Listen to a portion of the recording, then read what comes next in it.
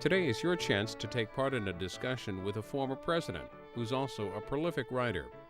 Join us as Book TV's In Depth welcomes Jimmy Carter, author of 22 books, including a presidential memoir, titles on politics, religion, and family life, and even a book of poems and a novel. His new book is Palestine, Peace, Not Apartheid.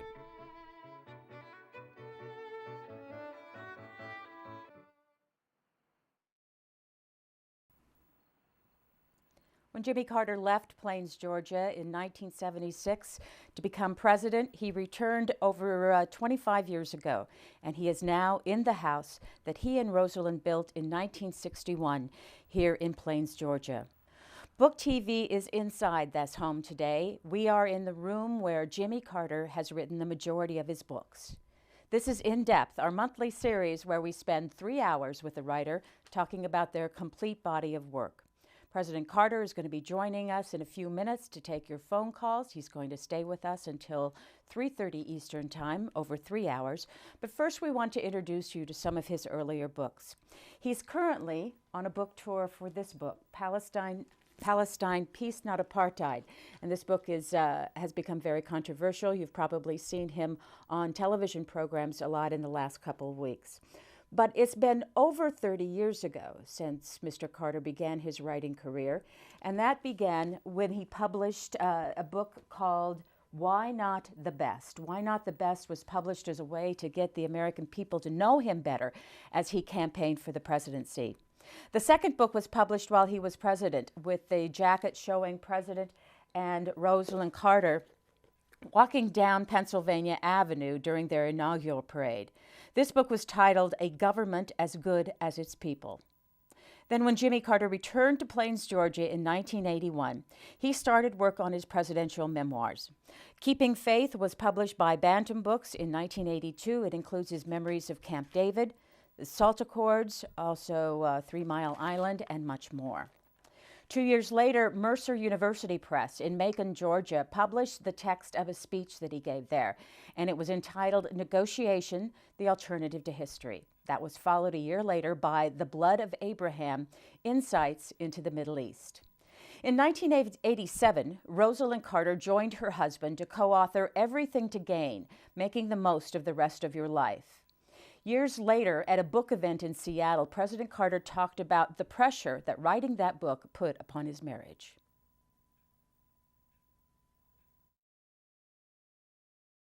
Well, a few years ago, Rosa and I wrote a book together called Everything to Gain, Making the Most of the Rest of Your Life, which Rosa asked me to mention is still on sale. And it told about our setback when I lost the re-election for president. I found that I was in bankruptcy. Amy left home. It was a very difficult time in our lives. So we decided to write a book together. And it almost ruined our marriage. We could agree on 97%, but the 3% became paramount. We couldn't even communicate with each other about the book except by writing ugly notes back and forth on the word processor. And Rosalyn writes very slowly, very carefully, doesn't go to the next sentence until this one is perfect. I write very rapidly, and Rosalyn looks on my writing as rough draft. Rosalyn's writing is as though she had gone to Mount Sinai. God had given her this text. And any word that's changed is painful. So we couldn't agree on the book, literally, and our publisher finally took those 3% of the paragraphs, and he said, okay, I'm going to divide them up. This paragraph is yours, Jimmy. This paragraph is yours, Rosalyn. So if you buy the book, you'll notice that some paragraphs have a J and some paragraphs have an R. We never could agree.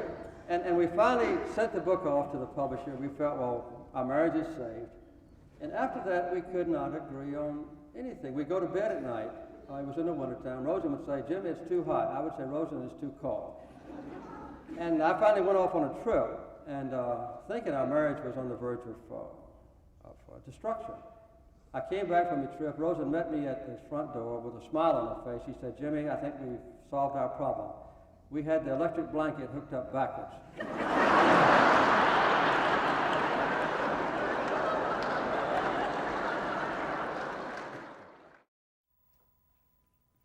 And this is a picture of Rosalyn Carter in the president's office where he does all of his writing, and that's where we are as we are continuing our look at some of the president's books. Also, you might be interested in knowing that the president and Rosalyn Carter celebrated their 60th wedding anniversary this past summer. Back to the books. A year after that book, he published a book on his love of the outdoors, in particular hunting and fishing. It was called An Outdoor Journal, Adventures and Reflections. In 1992, Jimmy Carter stepped back and looked at the year 1962 and his campaign for the state senate in Georgia. That book was titled Turning Point: A Candidate, a State, and a Nation Comes of Age. Then he turned his focus to write for young adults. 1993, from Dutton's Children's Books, the publisher, they published a book on his thoughts on conflict resolution, specifically for a younger audience. Talking Peace was the name of the book, and the subtitle was A Vision for the Next Generation. 2 years later, he became the first president to publish a book of poetry. Always a Reckoning and Other Poems was published in 1995. By that time, he had been out of the presidency for 15 years. In an appearance on Book Notes that year, President Carter talked about his father, and he also talked about the struggles of getting his poetry published. President Jimmy Carter, what's the origin of the title of your book of poems, Always a Reckoning? Well, it's extracted from one of the lines of a poem about my father and how he ran our farm and everything had to balance. There was no possibility in his mind to have anything on the farm, as I said in the poem, that you couldn't plow or didn't give milk, or you couldn't get eggs from, or you couldn't find a rabbit or a quail. And so it meant that my father required a reckoning from all those who worked on the farm or whatever. And I think that's kind of applicable to life in general. When you put an investment in something, you get back a dividend. So I said it's kind of like an ocean wave going in and out. How long has your father been gone? Daddy died in 1953. He had cancer. He was 59 years old. He was a member of the state legislature and a very fine, very stern disciplinarian who was honored in his community, who I think loved me very much, who was quite reticent about indicating his affection, and who has always been one of my heroes. Have you done things differently with your kids because of the way your dad was with you? You know, I don't think I did until my children got up a little bit older and began to be much more verbal in their criticism of the way I treated them. I was a naval officer for 11 years, and I was a very stern disciplinarian. When I told my three boys to do something, they did it. If they didn't, they suffered the consequences. And then we waited about 15 years, and Amy came along, but I never was nearly that stern with Amy. And my rationalization is that she didn't really need to be chastised. And I, in another poem that I wrote, I want to be part of my father's world, to that extent. I realized when I was an adult and had sons of my own and was at my father's bedside during his death, that there was a surprising parallel between my father's relationship to me, which I resented very much on occasion, and my relationship with my sons. And I saw that my father had implanted in me not only habits and attitudes, but also, I guess, genetic material that mirrored himself in me. And I wrote one of my most difficult poems about that. When was the first time you proposed to your publisher that you do a book of poems? Oh, it was about 4 years ago. And they said no way, that they didn't think they wanted to publish a poetry book by me. And they said that my poems that I submitted were not suitable for a book. So I backed away for a while. As a matter of fact, I didn't exactly back away. I took a poem out of a current issue of New Yorker magazine, which to me was completely garbled. I mean, there was no redeeming feature that I could see in this poem. It didn't make sense. It didn't have any rhyme. It was not beautiful. The choice of words was not notable. And so I cut the poem out and sent it to the publisher of Random House Times Books. And I told him if New Yorker could publish a poem like that, I saw no reason why they couldn't publish my poetry book. But I didn't push it anymore. But later I felt that I got 3 or 4 poems in final form. And I began to send my poems to different periodicals around the country, to quarterlies and to monthly magazines that are dedicated to poetry. And some of them were rejected and some of them were accepted. I asked them not to comment on the fact that I was a former president, just to put my name and not even say who it was. And increasingly, the poems got favorable reviews from, inside those places. And I eventually got up the nerve to put about 45 poems together. And then when I resubmitted them to the publisher, they offered me a minuscule advance and decided to take a chance on the book. And back in the president's writing room, here is a picture of his mother and his father, Lillian Carter and Earl Carter. Continuing on with the president's writing, that same year in 1995, President Carter teamed up with his daughter, Amy, for this book. It's called The Little Baby Snooglefleeger, and Amy Carter illustrated this book. The next book marked the 4th time that President Carter was published by the Times Books Corporation. Living Faith outlined his religious beliefs, and in this next video, he talks about the challenges of forgiveness. I know about your capacity for intelligent thought and your passion for love and affection and things like that. But also what I know about you is I wouldn't want you really mad at me. And I wonder, your son, you've mentioned this with your son, how do you deal with this very human thing of anger? What do you do? That's not easy for me to do. And that's why I say that teaching a lesson on forgiveness, which I do every now and then, is very difficult for me. And usually when I teach a lesson, I try to think of someone against whom I have a grudge. It doesn't take too long. And then in my Sunday school class, I actually use that as an example and tell the Sunday school class what I'm going to do, which is usually write a postcard or give somebody a telephone call and say, we've been estranged, we don't get along well, and let's try to resolve it. One of the most famous ones involved a reporter in Washington. His name was George Will. And when I was preparing to have a debate with Ronald Reagan, my only debate, someone in the White House stole my book of briefing, which described every question that I was going to ask or be asked, and my answers to all the questions, and my response to things that I thought Reagan might say. They gave it to George Will, who used it to brief Reagan against me. And that was very difficult for me to forgive. And one Sunday morning I decided I would forgive George Will. So he had written a book about baseball, a very fine book about baseball, which I had bought on remainder. It only cost $1. And I read the book, and I wrote George Will, and I said, I've had this grudge against you ever since the debate with Reagan. And I've read your book about baseball. I got a lot out of it, and now I feel like we're even, and I hope that we can be reconciled. And he wrote back and said he appreciated all of the letter except the fact that I didn't pay full price for his book. So we will reconcile, but I think quite often it's not a difficult thing I would guess that almost everybody in here has someone against whom they might hold a grudge. And to make a telephone call and say, I'd like to work this out, I'll write a postcard and say, I'm thinking about you and hope that we can be friends. Just a simple thing like that can really change people's lives. After Living Faith, the president stayed on with Times Books as his publisher, and he did a book called Sources of Strength, Meditations on Scripture for a Living Faith, and that was followed by The Virtues of Aging in 1998. His next 3 books would be published by Simon & Schuster.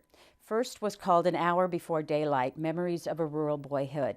And here what you have is, what you can see is him being on the Diane Rehm radio show that year.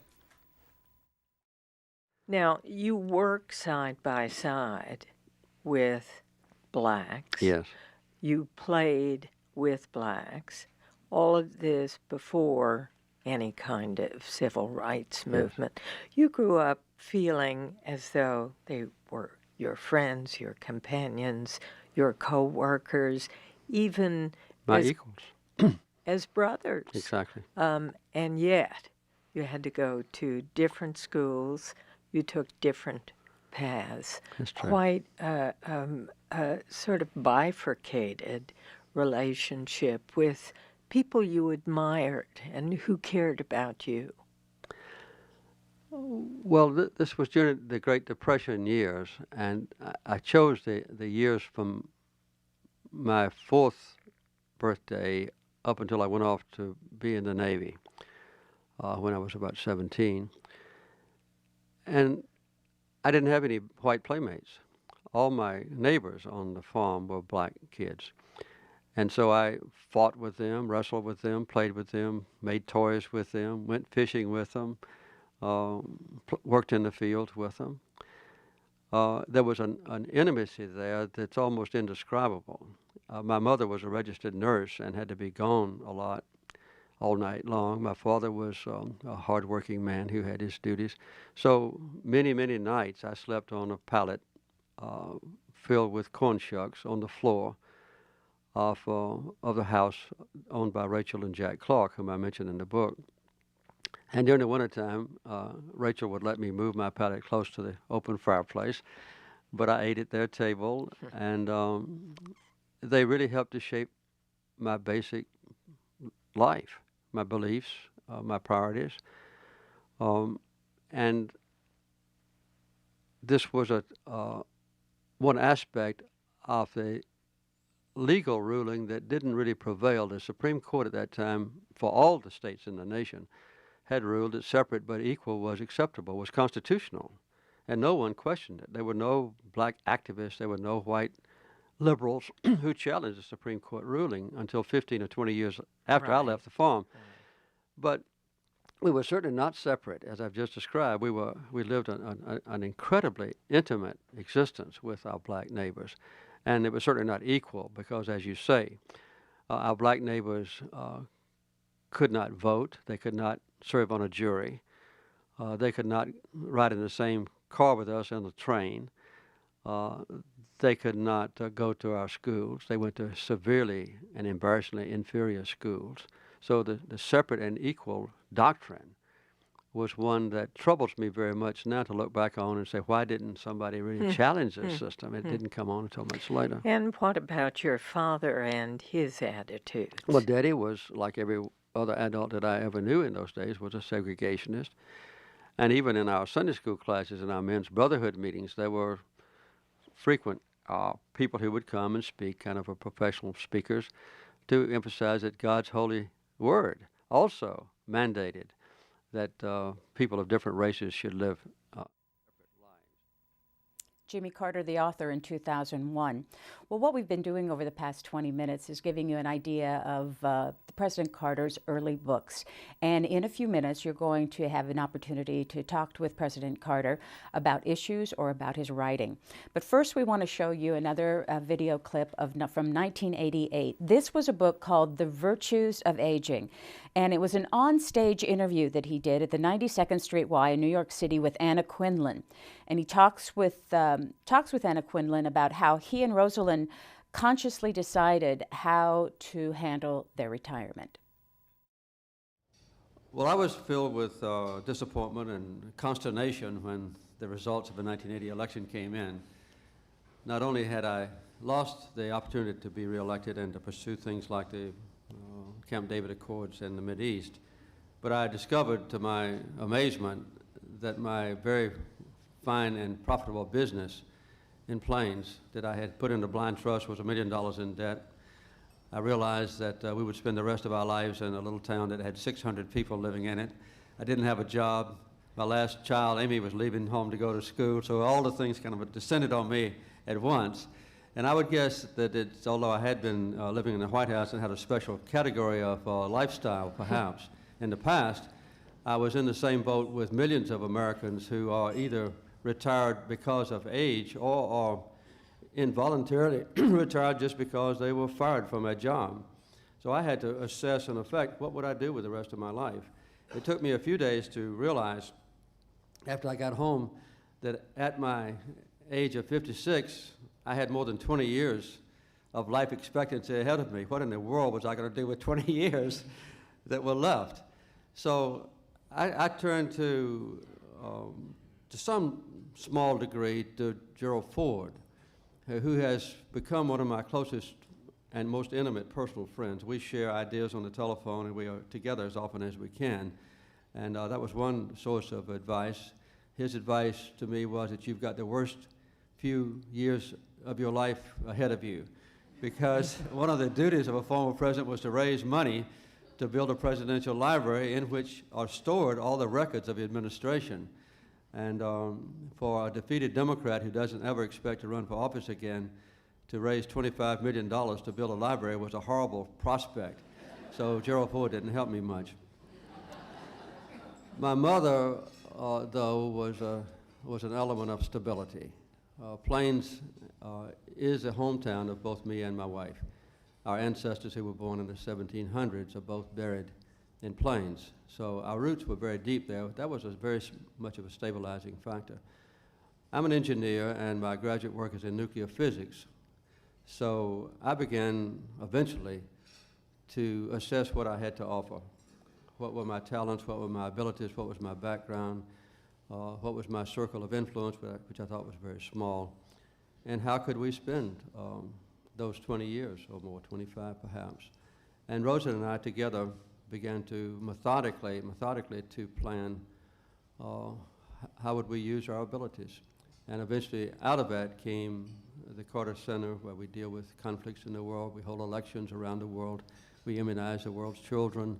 Working with many others, we eradicate disease. We have 600,000 small farmers growing food grain in Africa, those kinds of things. So it was a matter of assessment of what I had and what I wanted to be. And I think that although we have been the first family of the nation, the challenges that we faced and the opportunities that we faced, whether we spend the rest of our life in our backyard or whether we spend the rest of our life traveling around the world, is basically the same question. And that was President Carter in 1998. This is the home in Plains, Georgia, where Jimmy Carter lives and has lived since he returned to Plains, Georgia. It's a house that was built in 1961 by Jimmy and Rosalyn Carter. We're inside that house. We're in the room where President Carter writes, and President Carter joins us. Thank you very much. Thank you. I've been looking forward to this. Thank you. What have you gotten what you wanted from the retirement, what you were just hearing yourself say? I think even more than I anticipated. And I wrote another book later on, Sharing Good Times, that emphasizes how the life that we have left has been enormously expanded by doing things together. Rose and I give each other plenty of space. We try not to go to sleep at night without reconciling differences. But the main thing is we search out actively for things that we both share as an interest. Bird watching, we've become avid bird watchers all over the world. We took up skiing when I was 62 years old. Rosalyn was 3 years younger. We have become avid and very accomplished fly fishers. So, you know, we try to find things to do that we both can do together. Not only around our farm and walking in the woods and riding bikes and swimming and things like that, but also, of course, at the Carter Center. We are equal partners. She and I have long been the co-chairman of the Carter Center, so everything that we attempt, it's an attempt, an effort by two people. So how do you think that the United States does an adequate job in this new era of people who are your age being so active? I don't think, when you say the United States, I presume you're not talking about the government, but by individual people. Well, or government. Does government underscore people of your age to help them? No, I don't think so, but I really don't feel that it ought to be the primary duty of the government. what we tried to express in Virtues of Aging in this book was the fact that any individual person, no matter how limited their scope of influence or activity might be, can expand their interest in life. Excuse me, and can actually search out interesting, adventurous, unpredictable, gratifying experiences in which they can become involved. And one of the things I did mention earlier that we do together is to build houses for Habitat for Humanity. We just got back a few days ago from India, where we joined 2,500 volunteers who came to India, most of them with us, and we built 100 homes in 4 days for very poor families. Well, Habitat for Humanity now has programs in over 1,000 communities in America. So anybody, if they want to, can volunteer for a half a day or for an entire week, or can devote part of their lives to helping build an entire house. So the point is that the opportunities are there. And in the book, it's spelled out pretty well. Everybody's in range of a junior college. And if you've ever had a long pin-up desire, say, to learn how to speak Spanish, or to play the guitar, or to write an essay, or to write a biography of yourself to pass on down to your children or grandchildren, you can go back to college with minimal expense and do that. So the limits are almost non-existent on what we can do. The bulk of our time today is going to be spent taking phone calls from our viewers, and I'm sure they're going to want to talk to you a lot about issues of policy and things that have happened over the years. So I am going to do something a little bit different with my little bit of time with you and talk to you about the writing process. Good. Tell me about this room. Well, right behind us is the computer that I now use to write my books. My first books were written with pen and ink on a scratch pad while I was traveling around campaigning and doing things like that. And then when I would come home, they would be typed up and then sent off to my publisher, who was actually the only one I could find that would take my first book. Was a publisher of Baptist Sunday school books. And they didn't have a very big printing press, but they printed a few thousand and didn't have any advance to give me, but they gave me some free books. But then when I became famous on the campaign trail, I became very, much a matter of interest. So eventually Bantam took over, and more than 1 million of those books sold. Since then, since I came back from the White House, I've had a computer. So I sent it to the desk behind me, and you notice a fairly good and extensive library around me.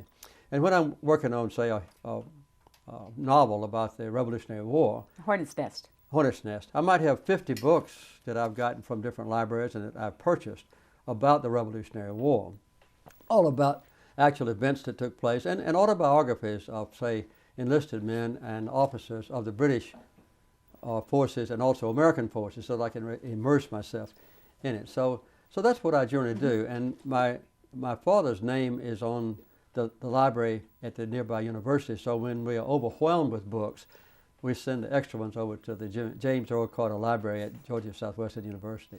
I want to go into that library for a bit because because in the writing of your most recent book, I presume that you have some books on your shelf that you used during that time, and in fact, in the middle there, you do have a section of books about the Middle East. I do. That's my most recent book. Yes. Mm-hmm.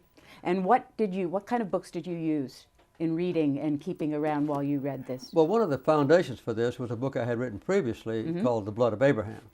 And in that book, I describe my conversations with the leaders of the different nations that surround Israel, and also the different political factions in Israel and the Palestinians in the occupied territories. So I had that as a primary reference about what actually had occurred in the past.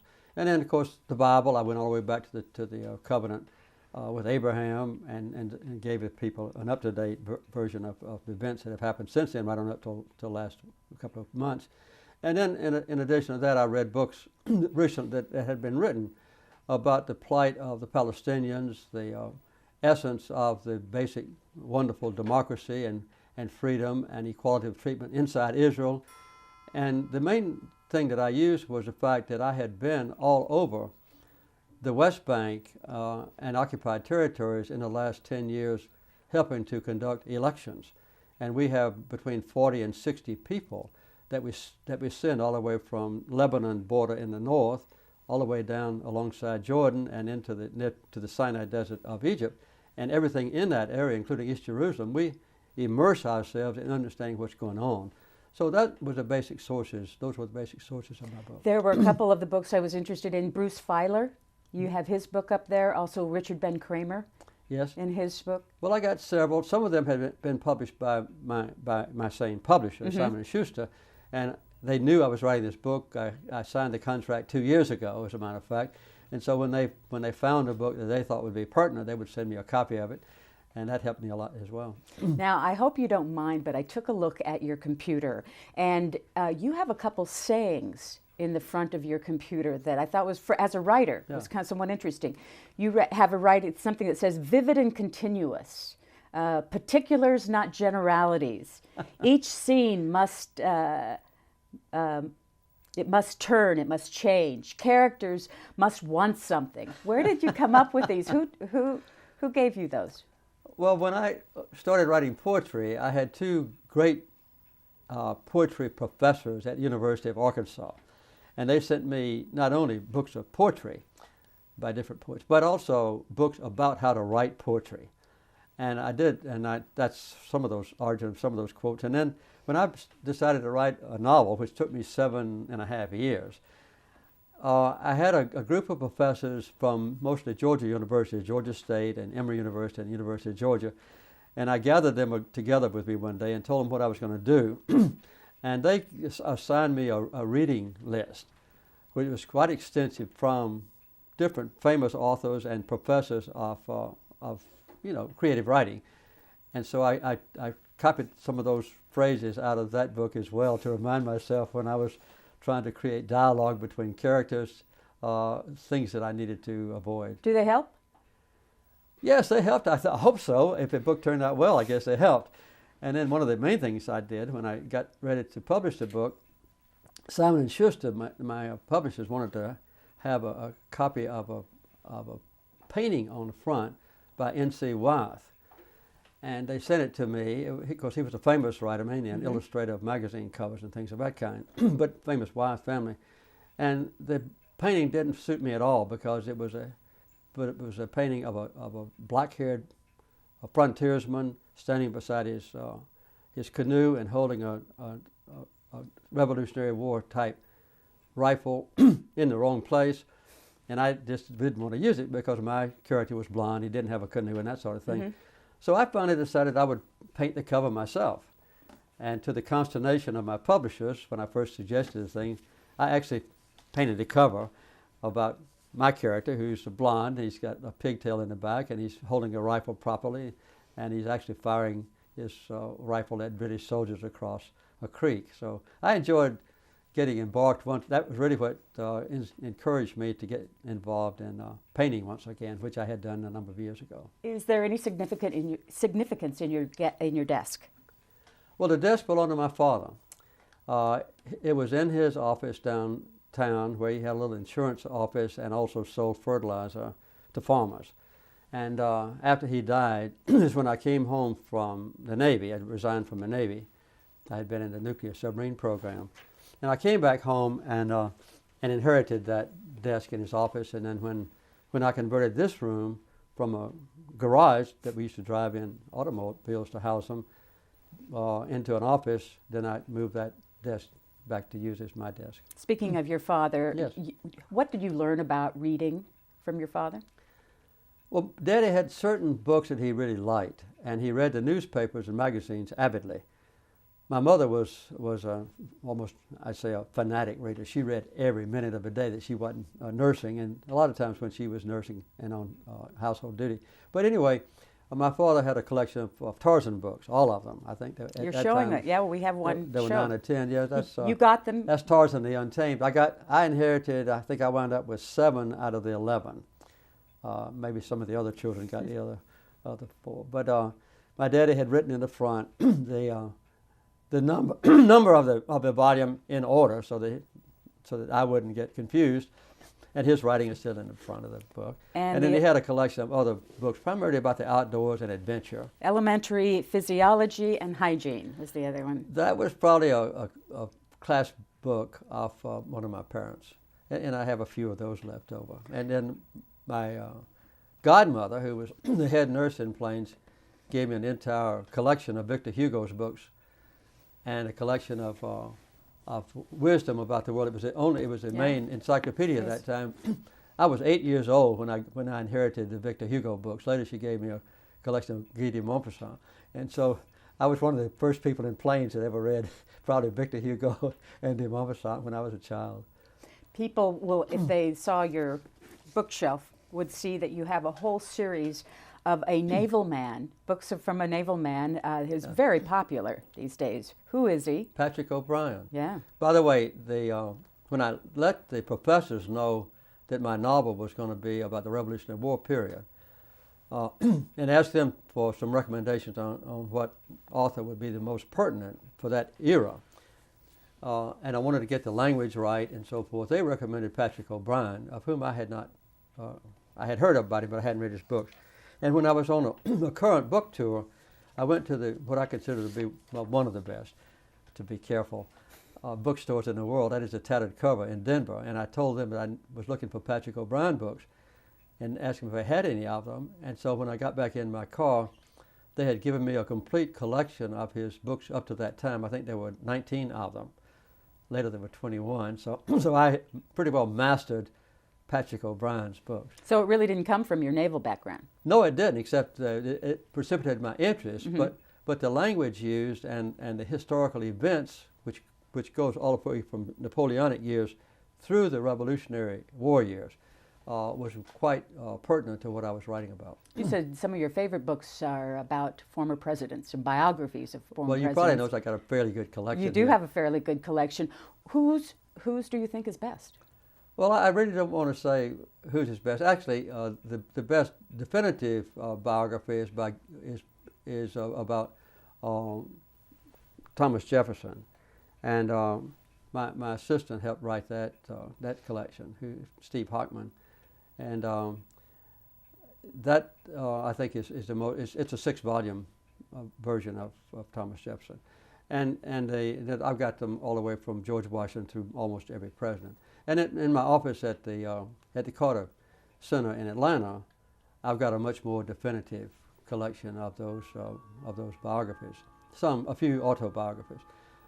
And then Dylan Thomas is my favorite poet, and I probably, on one shelf there, I probably got 35 or 40 volumes either about Dylan Thomas or by Dylan Thomas. And up above my desk on my left here that I use to tie flies for fly fishing, I've got a portrait of Dylan Thomas that was sent to me by people from Lauren, which is his hometown. When I was president, I went to London and visited Westminster Abbey in 1977. I had a big entourage of White House reporters with me, and I got in an argument with the Archbishop because they didn't have a stone to commemorate Dylan Thomas, whom I consider the best poet of it last century. And so later, I sent a long dissertation to the committee to ask them to include Dylan Thomas. The month I went out of office as president in 1941, they decided to commemorate Dylan Thomas. So I think I had some role to play in that. Your birds books. Yes. What do you get from them? Well, Rose and I climbed Mount Kilimanjaro in 1988. I remember because we got to the top on the 8th day of the 8th month of 1988, and we signed a book on top. I did. And after that, we started looking at watching birds in Tanzania, Kenya, and other East African nations, and began to keep a record of it. And now we're avid birders. Whenever we have a chance in the United States or in any foreign country, we go out for a few hours or sometimes a day or two to find new species of birds to observe. And so that's been an important additional element of our lives that we share. William Shakespeare. You have some Shakespeare here. Well, I do. I think Shakespeare, more than any other writer, shaped my early life on reading. We were required by Miss Julia Coleman, my teacher, to read Shakespeare and to memorize portions of it. And so there's no doubt that as a foundation for the English language writers, no one can partially equal What's your Shakespeare. favorite? Well, I don't know. I would hate to say. I like some of his sonnets, I think, best of all. And I have one sonnet in my book. It's about planes. And so the sonnet part is something that I enjoyed, but I think most people like the plays of Shakespeare best. I really prefer some of his poems. I want to go back to this book because it really, according to Douglas Brinkley, who wrote the introduction, was very key in your first and your presidential campaign. Yeah. The whole issue of politicians writing books as part is not new, but how did you come to the decision to let the American people know more about you through writing a book? This is the paperback version that came out much later. The original version I wrote when I was campaigning beginning in December of 1974. And then I announced as a candidate in December of 74 and began the campaign. And all during 75, when I was at home or when I was on an airplane or a train or whatever, I would be writing this book, kind of an autobiography, and telling why I should be considered as the president. And then finally had it published. And later used the book as kind of a campaign handout. We would have a small group, and increasingly in size. And at those rallies, we would sell Why Not the Best for $5 to raise money. We didn't have much money. You can see that was an important part of our life then. And as I got more famous, having prevailed in Iowa, in New Hampshire, and Florida, and so forth, I wouldn't give a reporter an interview unless they read Why Not the Best first.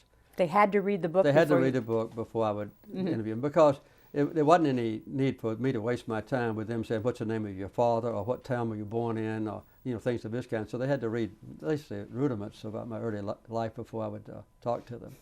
There is a memo that's very famous from 1972 that outlined how you could become president. Was it Hamilton Jordan's memo? Or actually, Dr. Peter Bourne wrote the first long letter describing the fact that I might be president. That was immediately after the convention in Miami in 1972 when George McGovern was nominated. I wanted to be his vice president, and so did all the other Southern governors, I might say, but we didn't make it. And so immediately after that, Peter Bourne wrote me a long dissertation, I think a 7-page letter. But and then we began to have secret meetings with just 4 or 5 of us in the governor's mansion in Atlanta. My wife and just 3 or 4 people, including Hamilton Jordan, Jody Powell, Peter Bourne, and so forth. And out of those meetings, Hamilton Jordan kept notes, and he subsequently prepared, I would say, a plot to take over the White House that became the basis for our campaign technique. And it was extremely prescient, it was far-reaching, it was aggressive and ambitious, and it gave us what outsiders thought was a false sense of confidence, but we prevailed because of it. And Hamilton became my chief of staff and the leader of our group in the White House. Hamilton Jordan did. I asked that because one of the points was they said you have to write a book, and they said you should write a book or a column on some pertinent issue or topic with the focus of how a problem was confronted by your administration. And I asked that because that's not the book you came up with. No, it's not, but that was the original thought. Right. Why did you move from that to more of a biography? To some degree, I described what I did as governor. So part of that suggestion was included in Why Not the Best. But I'm my own author. Nobody has ever written a word in any of my books. I write every word. I don't have ghostwriters and so forth, but except one that Rosa and I wrote together. But I have to make my own mind up once I get involved in the writing of a book, what I want to say and the priorities of the points to be made and the order to put them in. But then when the book goes into the final stages, obviously the publishers nowadays, they provide me with an accomplished editor who proves to be compatible with me psychologically and personally. So they have been very helpful to me in giving me advice on the structure of books and that sort of thing. One of the things that's brought up in the introduction of this first book was that a discussion over whether the issue of your religion and your faith would be included in this first book. Yeah. Did this make a difference in how you presented yourself for the whole campaign? I was and then your very presidency? careful, as best I could, not to inject my faith into the campaign, and I was successful until one night, after I had become famous and when I had gotten a lot of momentum and was really leading the campaign. I was in somebody's backyard in North Carolina. They were having a little fundraiser for me. They were devout Baptists. And some of their guests that were being asked to contribute money to the campaign asked me a question, are you a born-again Christian? And since I was, I said, kind of like breathing, yes, I am. And they said, we're glad to hear that, Mr. Governor. And unfortunately, I guess for me, there were, news reporters in the audience. And to them, at that time, a born-again Christian was a strange and weird character from outer space somewhere that thought he was endowed by God with some peculiar rights or privileges or insights from heaven. It created quite a stir. And I was really distressed by it. And I think that was probably the first time in any campaign that anybody has used the phrase born-again Christian. Mm-hmm. And then I had to go out of my way to make sure people understood that I was not putting myself above others. I was not having secret, private conversations with God. I was not being ordained to take positions on secular issues and things of that kind. I went on the defensive after that. And while I was in the White House, I was very careful not to mix my private faith and worship with my duties as a president. Because some have said that you were the one, John Dean said it a couple weeks ago, I think, that it was actually you the one who opened the doors to evangelicals. Well, I in the White House. I consider myself to be an evangelical too. I would never close a door to evangelicals or to Jews or to Muslims or to non-believers. But I never had worship services in the White House. I never made speeches about my faith except in church. I taught Sunday school sometimes in the First Baptist Church, but my Sunday worship was completely separated from my life as a president. What was the Bible study this morning that you taught? Well, this morning we have been studying 13 weeks on the covenants between God and different elements in the Old Testament, beginning with Abraham, where Abraham has a descendant. His first child, Ishmael, was the father of the Muslim Arab world. His second child, obviously, Isaac, was the father of the Jewish nation.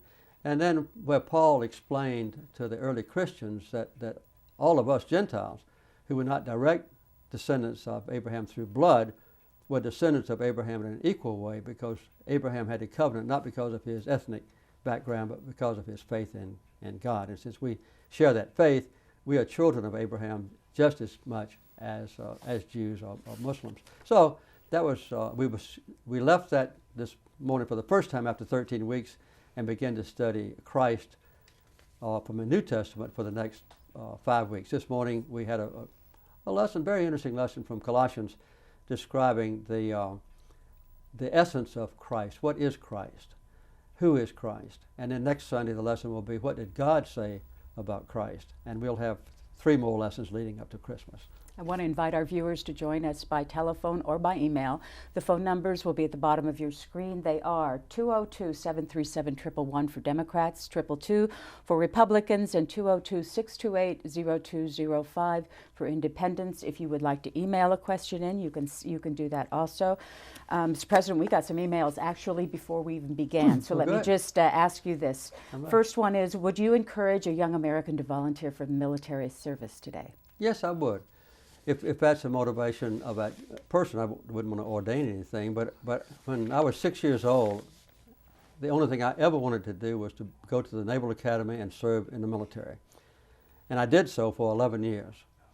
And it was a great boon to my entire life. And I would say yes.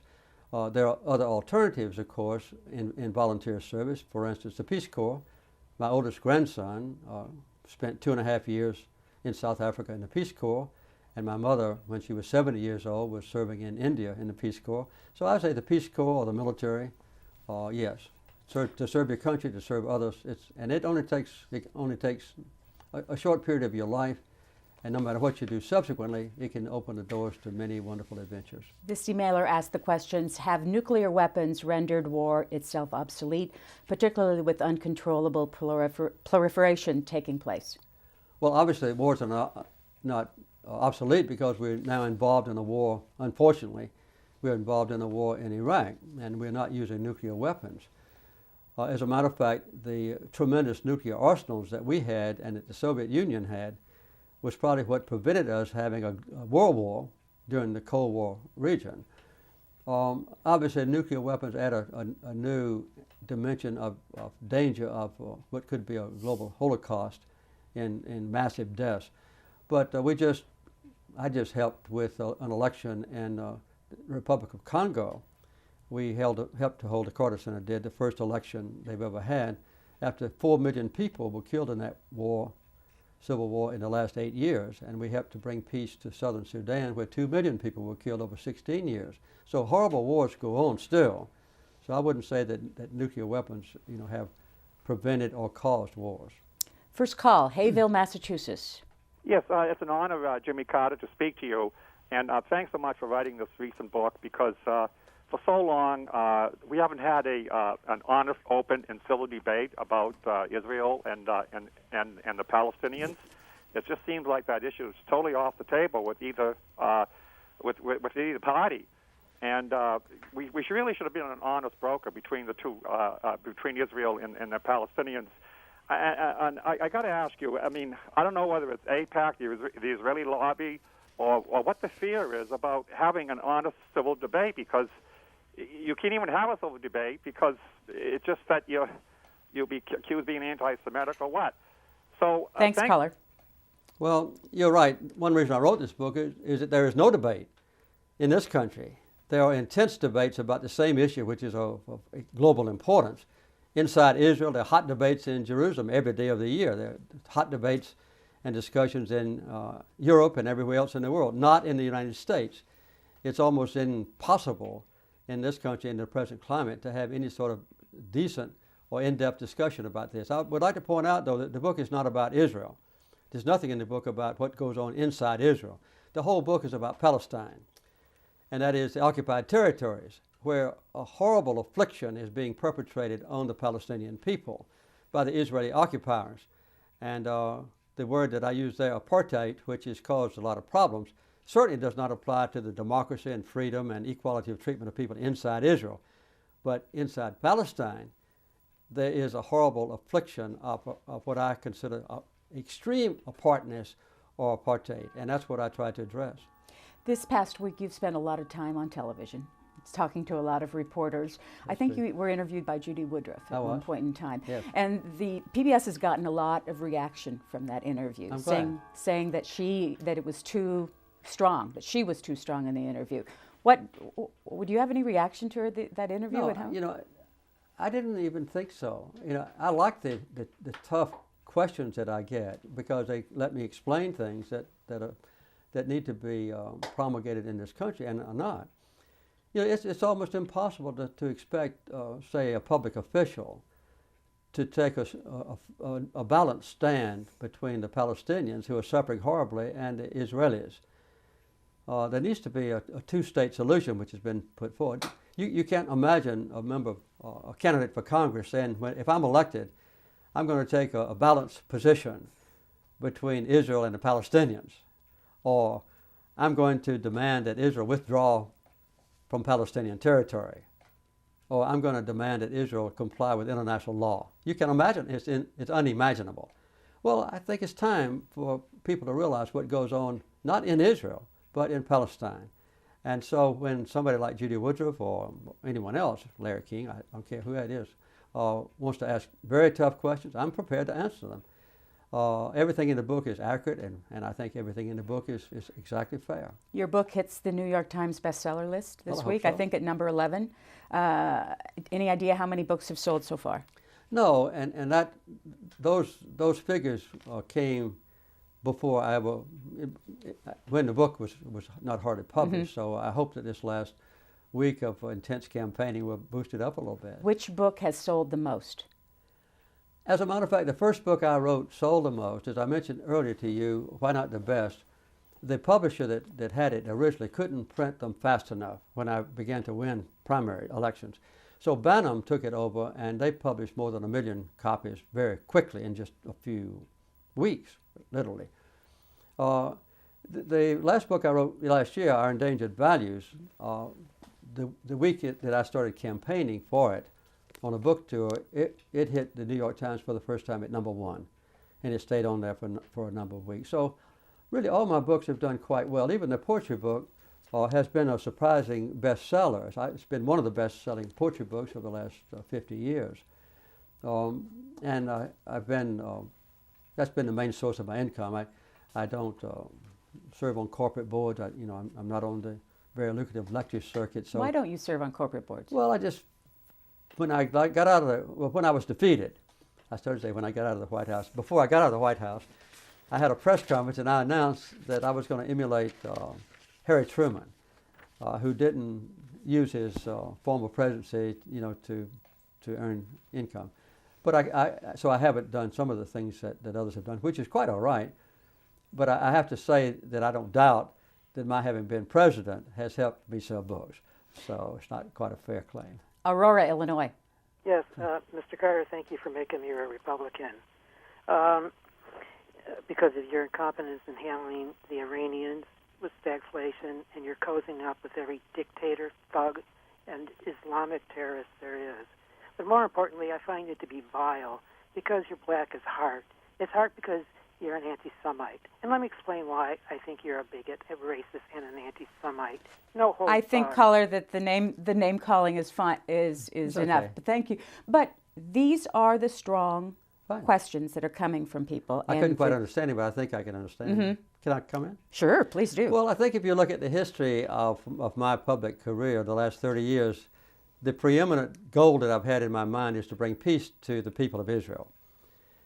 And I've worked on this without cessation during my adult life in politics. I was the only one, by the way, who ended the series of wars, 4 wars in 25 years between Israel and Israel's major adversary, that is Egypt. I sat down with them and negotiated a peace agreement in April of 1979, not a word of which has ever been violated. No one else has done that. Israel's never had a day of war with a conflict with Egypt since. And this book is not cover at all anything inside Israel, as I pointed out earlier in this program. It's designed to cover the nation of the Palestinians. Palestine is the name of the book. And the next word in the title is peace. I hope for peace for Israel and the Palestinians. And then the last 2 words is not apartheid. I don't want to see any persecution or separation of Israelis and their neighbors inside Palestine. And that's where it is happening now. So I don't, have to go any further. But for people to say that I'm against Israel, when the book doesn't mention anything in Israel, or that I'm against, or that I'm an anti-Semite, is something that obviously I reject with enthusiasm. And callers, we're more than welcome to take any debate and any No issue up. It was just the name calling that was a concern. Next is College Station, Texas. Good morning, Mr. Carter. Hello. My name is Michael Goodwin. I'm a Canadian, and I'm living in College Station. And before I ask my 2-part question, I just wanted to say that it shocks me as a Canadian. Sometimes I'm shocked living here when I hear comments that carry the kind of tone that we just heard. Politics here seems to be so much more riven by division, and as I say, it's shocking to me that someone could say the kinds of things that we just heard. But let me say before I ask my question that it's such a great honor to talk to you. I've just been thrilled sitting here for the last 20 minutes, hoping I might get on to speak to you. Thanks. Now I have a question, okay? Yes. My question is, can you tell me what was the nature of your relationship with Reinhold Niebuhr, or what significance did he play in your life? And also, what was the nature of your relationship with Pierre Trudeau? Thank you very much for taking my call. Okay, well, I was with I was at Pierre Trudeau's funeral. I was the only main representative there from America, although I went as a private citizen. And I went to pay my homage to him because I liked him very much as a statesman, as a personal friend. In fact, I was with him coincidentally on my 50th wedding anniversary when my wife and I went to Niagara Falls, and he happened to be there with one of his very, very young children. And so Pierre Trudeau was one of a group of 7, all the 4 years that I was in the White House, and he and I were almost completely compatible on the major issues of the day. So that's my relationship with Pierre Trudeau, one of friendship and admiration. Reinhold Niebuhr is one of the theologians whose works I have studied for a number of years. It was the first time that somebody gave me a book by a theologian when I first let it be known that I might run for president, before the general public did know. And it covered the relationship between religion and politics. And he pointed out, for instance, that the highest goal of a human being was agape love, that is, self-sacrificial love.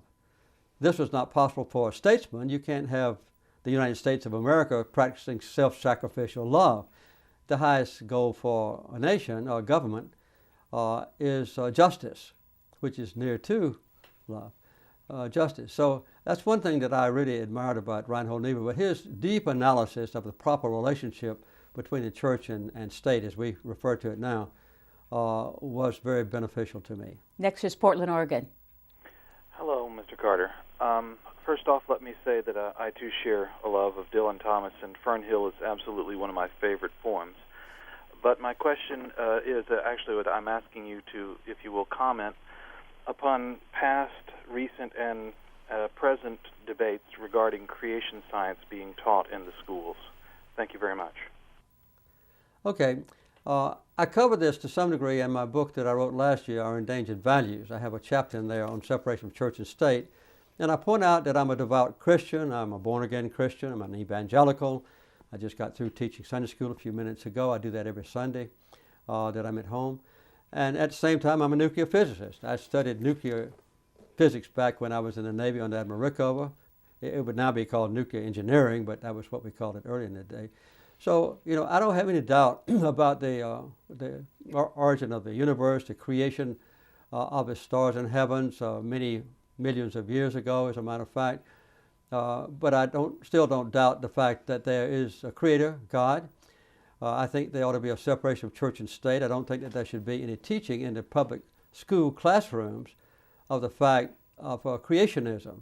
In fact, the Bible, if you interpret back, would let you figure that the entire earth was created in 4004 BC, just 6,000 or so years ago. I think that's not the fact. The Bible describes that the earth is flat. The Bible says that stars can fall on the earth, things that are, you know, physically impossible. And some devout Christians, whom I admire, feel that those things are true and that this ought to be taught in the classroom. I think that the teaching of a biblical aspect of the origin of the universe ought to be kept for people like me in church, in Sunday school, and the teaching of science ought to be taught in the classroom based on the facts of physics and geology. I don't think the two are incompatible. I personally think that there is a great creator about whom I taught this morning, but I think that God created the universe in ways that are now being understood based on what the sciences that I've already mentioned. Los Angeles, hello. President Carter, did you receive the James Bamford Pretext for War book I gave you at Borders in Westwood last year? And also, did you get a chance to read it about how the Iraq War was for Israel? And also, the Mersheimer wallpaper addresses what that lady just did to you so rudely regarding calling you an anti-Semite, I believe. It's smear process or tactics used to get away from the question of how much power the pro-Israel lobby, AIPAC, and similar have on the U.S. political system when it comes to talking about the pressure put by Israel and the fifth columnists that support Israel in the U.S. And lastly, you had mentioned that Israel's, not an apartheid state, yet there's a recent article in Aharatz that mentions that they're not allowing marriage between Jews and non-Jews, and the Israeli newspaper Aharatz. And how many Palestinians are on the Israeli cabinet, President Carter? I respect your writing a great deal, but to ignore that Israel is practicing apartheid isn't exactly accurate. And lastly, why don't we, one more point, why aren't we hearing Paul Finley, the former Republican congressman who wrote the book, They Dare to Speak Out, about the pressure of the pro-Israel lobby? He's written several books, and I've never seen him on C-SPAN's Book TV once.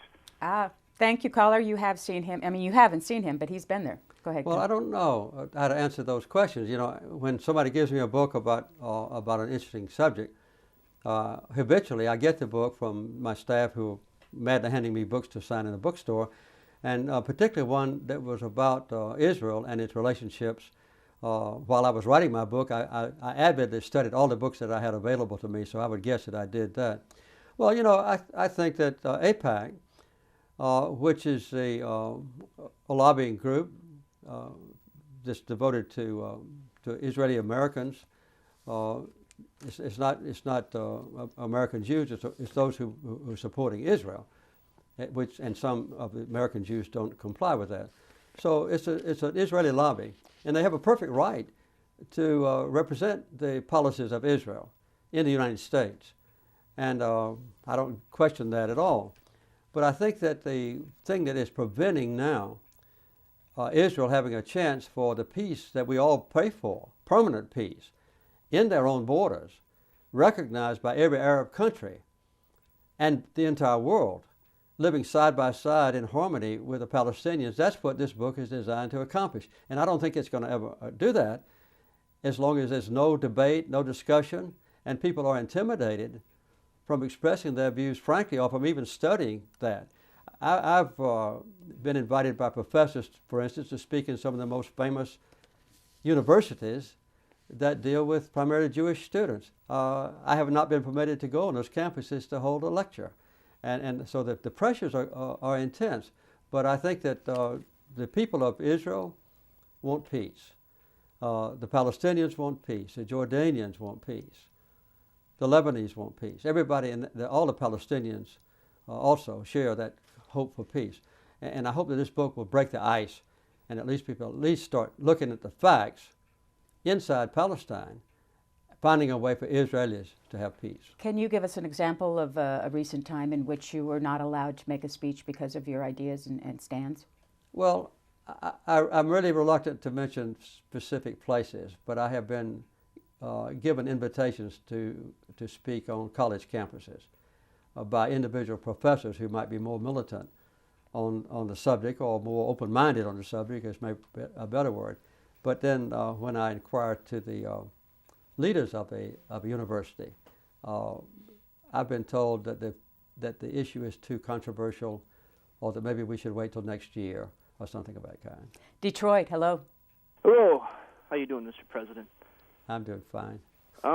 Essentially, what I wanted to call in and ask you, I guess it's a fairly tough question, something that's been plaguing me over the years as I've watched politics.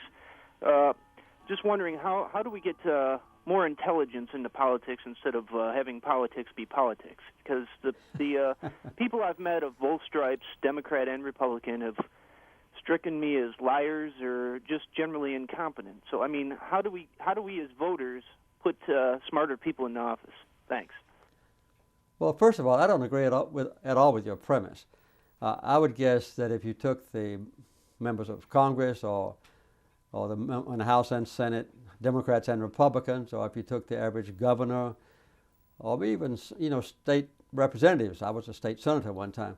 On the average, I would say they were well above the average as far as education and awareness of issues, and I would say even perhaps IQ, although that might be a brash thing for me to claim. So I don't think you ought to underestimate the character and the integrity of politicians. One thing you have to remember is that when one of them does go wrong, if one of them commits a corrupt act and is caught, or one of them commits an indiscretion sexually and is caught, the publicity is overwhelming. It's global publicity, and it tends to put stigma on all of those others in the House or the U.S. Senate or other political office who really don't deserve that stigma.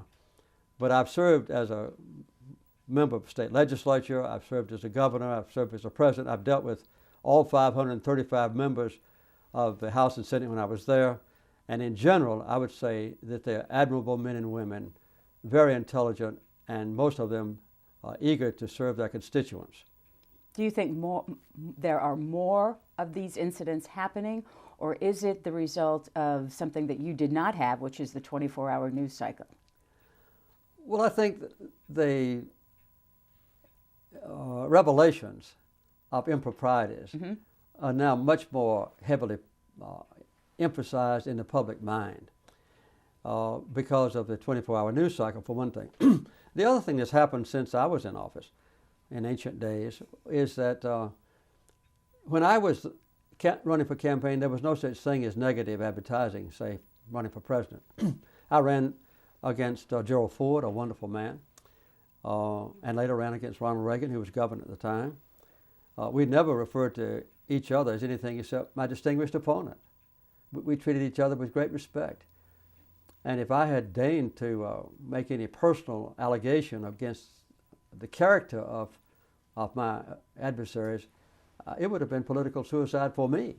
Now, habitually, people get elected by tearing apart the character of their opponent, mostly based on fallacious claims or contrived claims or exaggerated claims. And so by the time one of them is finally elected, with a narrow margin perhaps, his character has been, or her character has been severely damaged in the public minds by all the negative advertisements that have been heaped around his neck by his opponent who just got defeated. And then that animosity, this a fairly new development in our country, carries on to Washington. And you have an almost very difficult time for Democrats and Republicans to cooperate with each other and to debate the issues openly on the floor of the House and Senate. And they were debated that way when I was president, or when Gerald Ford was president, or when Ronald Reagan was president. That's changed now.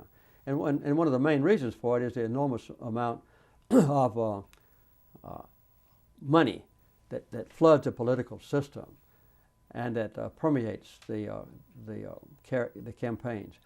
When I ran against Gerald Ford, to go back again to these old times, he and I both campaigned for president on the $26 million that came from the $1 per person checkoff on the income tax. Well, I think this last campaign cost something like $2 billion. And both John Kerry and President Bush rejected the public funds because they didn't want to be bound by any limits. So enormous amounts of money flooded in from special interest groups and others, and that's been part of the change. Speaking of Gerald Ford, when was the last time you talked with him? About last month. I call every now and then. Sometimes I don't bother him, and when he calls, he doesn't bother me personally. If we're traveling or something, I talk to his staff members who give me a report on his physical condition, and the last reports I've got have been very good. Next call, Belgrade, Montana. Hi, President Carter. First off, my dad was like a nuclear engineer under Admiral Rickover too. I just wanted to say that, but I want to thank you for that book, Our Endangered Values. It changed my life and how I looked at things. But my question is in regards to Cuba and our future relations with Cuba, because I was watching the United Nations General Assembly, and it seems like only 3 countries support the embargo: the United States, Israel, and Sweden, or something like that. And I just wanted to know what your thoughts on the matter would be. I think it's ridiculous. I think it's an adverse reflection on our country to have sustained an embargo against the people of Cuba. Doesn't hurt Castro. It hurts the 13 million people of Cuba not to be able to have free trade and commerce, medicine and food that they might need coming in from the United States. And I think it's an adverse reflection on our country, too, for you and me not to be permitted to visit Cuba. This is a restraint on my own freedom. I can visit almost any other nation in the world. My government won't let me go to Cuba. And so I think this is a very serious problem. When I became president, by the way, in 1977, the first thing I did before I'd been in office a month or so was to open up all trade to Cuba, all travel to Cuba. All travel, not trade. And then I was going to open up trade. Later, we opened up what we call interest sections in Washington and one in Havana so we could have some kind of diplomatic discussions. As you know now, this administration has tightened up as much as possible to try to prevent any travel between us and Cuba. I think the best way to bring about democracy and freedom in Cuba is to let them have unimpeded access to people from a democratic and free country like ours.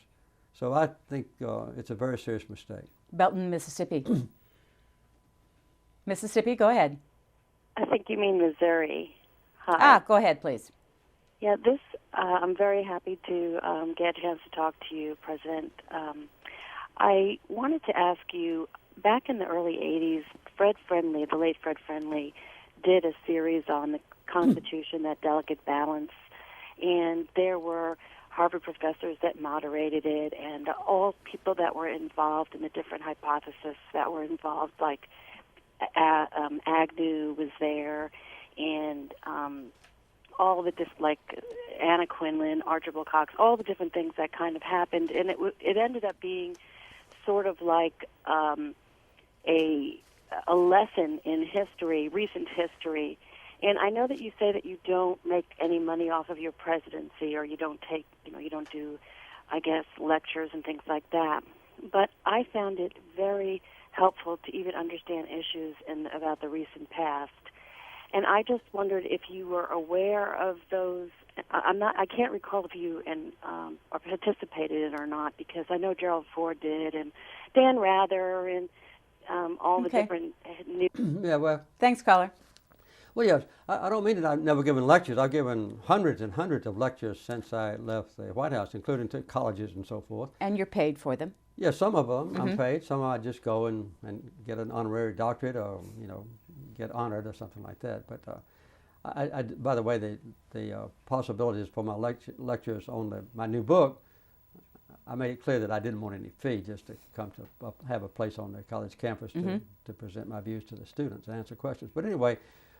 Yeah, so I've given lectures, but I'm just not on the lecture circuit, and sometimes I am paid for those lectures. But so I really have enjoyed going to large and small colleges since I left the White House, perhaps more than making speeches to conventions and things. And those are quite often oriented toward the kind of, I'd say, academic subjects that you described. Also, I'm in my 25th year as a professor at Emory University. I teach in all the colleges of the university, political science, history, law, theology, religion, all of them, over a period of a year. And I really enjoy that. In fact, I'll be doing that at Emory University next year. So I have a chance to interrelate with students and to interrelate with other professors and scholars. Sometimes they bring in famous scholars to co-teach with me. Bishop Tutu has been one, for instance, that spent a long time at the Carter Center, and he and I taught together and worked together. So this is the kind of thing that I do and really enjoy. Our viewers heard earlier you talking about raising money for the Presidential Library once you had lost the presidency, and it was $26 million for the library. How's it doing? Oh, it's doing fine. As a matter of fact, the $26 million not only includes the library, but all of its furnishings and air conditioning and all like that. So we finally got it paid off many years after it was built. Is it fair for a president to have to go out and personally raise that kind of money? Well, that's a law now. It wasn't a law when I was there, but it was a custom. And since then, the law's been passed. But do you think it's fair? Well, I would presume that if a president didn't want to do it, he wouldn't have to. I think Richard Nixon decided not to do it because there was a big legal argument about his papers, as you know, that's only recently been addressed. I wouldn't say it's unfair. It gives us a chance to have a place for all of the photographs and tape recordings and documents to be stored permanently and examined by scholars who come in there, and also by the public. I'm glad that I was able to do it. And nowadays, the new enormous presidential libraries are costing maybe 10 times as much. Well, President Bush, the father, was $83 million, and Bill Clinton's, I think, was $165 million. And the New York Daily News has reported that current President Bush's is saying he will raise $500 million for it. Well, is that out of hand? It's up to them. I wouldn't want to criticize them. And costs are greater now, and there's been an expansive desire on the part of outgoing presidents to distribute or display more of their mementos and things that in effect make their administration look good. I don't blame them. Carsonville, Michigan. Hi, President Carter. My name is Tristan Bright. I'm 21 years old, and I'm studying Richard Nixon right now. And what was your feelings about President Nixon? Well, he turned out to be one of my best friends, as a matter of fact. Although and he was the first president I ever met. Also, I was a governor when he was president, so I went to the White House and was delighted to meet him as president. I was very obviously disappointed when Watergate came along and he had to retire or resign in order not to be impeached. I was pleased with his choice of Gerald Ford, with whom I formed an intimate personal friendship, for which I'm very grateful. When I was president, by the way, I called on President Nixon to help me with international affairs, both with advice and also to support the things that I was doing, like a nuclear arms control agreement with Russia, with the Soviet Union then, and also to help me with the Panama Canal treaties. He decided not to do that, but he did help me a great deal with the peace agreements that I worked out concerning Israel and her neighbors. And he finally said that I was giving him too many briefings, if I would cut back on not quite so many. President Nixon and I were friends. I invited him to the White House when I normalized diplomatic relations with China. He came, and we had a delightful evening then. He and President Ford and I flew over to Anwar Sadat's funeral together on one of the Air Force planes, and we had a chance to get personally acquainted better on that flight. So I had a very wonderful relationship with Nixon and believe he was one of the best authors and writers of history and biography that I've ever known. How did it come about that you have his gate, or his gate outside of circling your house here? Oh, this was a fence that was used at Key Biscayne when President Nixon used that site as a presidential retreat. And so when I moved in to Plains, it belongs to the Secret Service. Mm-hmm. And as part of the security apparatus, they put the fence up around part of our house. Next to Madison. Is that Madison, Maine? Jimmy, I'm an admirer of yours from way back. I'm 77. There are two questions. The first is, if not one boy, bullet, or bomb had gone to Vietnam, considering the geopolitical milieu at the time, what do you think the result would have been worldwide? And secondly, have you read Brigitte Gabriel's book called Because They Hate? It was published in 2005. She's originally from Lebanon, and she's now an American citizen. If you haven't read it, I would love to hear what you would say about it when the time comes that you do. Okay, I have not read it, but I'll certainly remember that, and it'll be on the record here. As far as Vietnam is concerned, had we not gotten involved in Vietnam as a nation, I think the outcome would have probably been the same with millions of people not killed. As you know, President Eisenhower had a very poor opinion of the French military. And when they were defeated in Vietnam and withdrew, there were tremendous pressures in this country put on John Kennedy to take up the mantle that the French had lost and to protect that part of the world from the incursion and domination of communism. And President John Kennedy got us involved in Vietnam. And then President Johnson had a quagmire on his hands, and he finally had a decision to make to basically start withdrawing or massively to escalate our troops, and he increased our troops from about 80,000 to 500,000. And then after he left office, as you know, decided not to run again because of the Vietnam War being such a negative factor. Then Hubert Humphrey was defeated, and then eventually Nixon came along, and we withdrew from Vietnam. But I think the results would have been the same with less loss of life. And I think that although many people deny it, there are a lot of parallelisms between Vietnam experiences and the ones that we are suffering now in Iraq.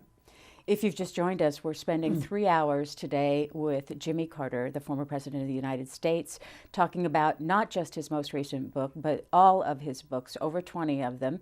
And you can join us if you would like by telephone or by email. Next call for you is from just outside of Washington, Falls Church, Virginia.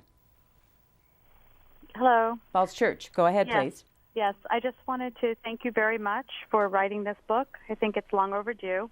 And I'm wondering if you could elaborate a little bit about the wall that is on the cover of your book. And secondly, I'm wondering if you can talk a little bit about the Palestinian prisoners the large amount of Palestinian prisoners, including women and children, that are being held by Israel at this point? Okay. Well, the photograph on the cover is of part of the wall. This particular part, as you can judge by the height of the Palestinians on this side, is about 25 feet. When I was there in January and trying to go from Jerusalem to Ramallah, the home of the Palestinians, and then down to Jericho in the Jordan River Valley, they were building a wall there that was 40 feet high, concrete wall. That's as high as a 4-story building. And the wall winds deep into the heart of Palestinian territory, deep into the heart of West Bank, just designed, I think, to take more land away from the Palestinians. It was originally conceived by Prime Minister Rabin, who was assassinated because he wanted to bring peace, as a wall to go along the Israeli border. And international courts and all approved that. That was changed later on to make it a wall that doesn't divide Israelis from Palestinians. It divides Palestinians from other Palestinians. And it is a horrible imposition and a breakdown of freedom of speech and travel against the Palestinians. This is typical of what's going on in Palestine now. There's been a furor, as you know, in this country, and I share part of the grief about the one Israeli soldier that was taken, to answer your other question, when Palestinians who were locked up inside Gaza. There's a wall completely around Gaza with only 2 doors in it.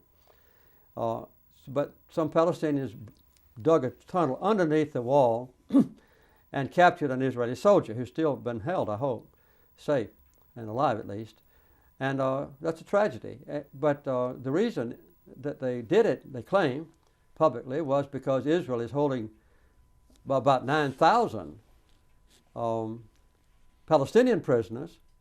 And what the Palestinians asked for was, we'll swap you this one soldier if you'll just release some of the 100 women you're holding, about 100, or some of the little children you're holding. There are about 300 children, some of them as young as 12 years old. And the Israeli government refused to swap any of the women and children for this one soldier. So the soldier's being held. Instead, the Israelis invaded Gaza again, and since then about 400 Palestinians have been killed. I think also about 7 Israelis have been killed. So it's a terrible problem. These prisoners that Israel is holding, all of them taken prisoner, almost every one of them, in the Palestinians' own land.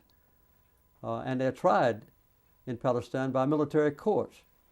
And then they're taken, most of them, into Israel and incarcerated there, which is also against international law. The law says, the Geneva Conventions say that if any prisoners are taken by an occupying military power, they must be incarcerated within their own territory.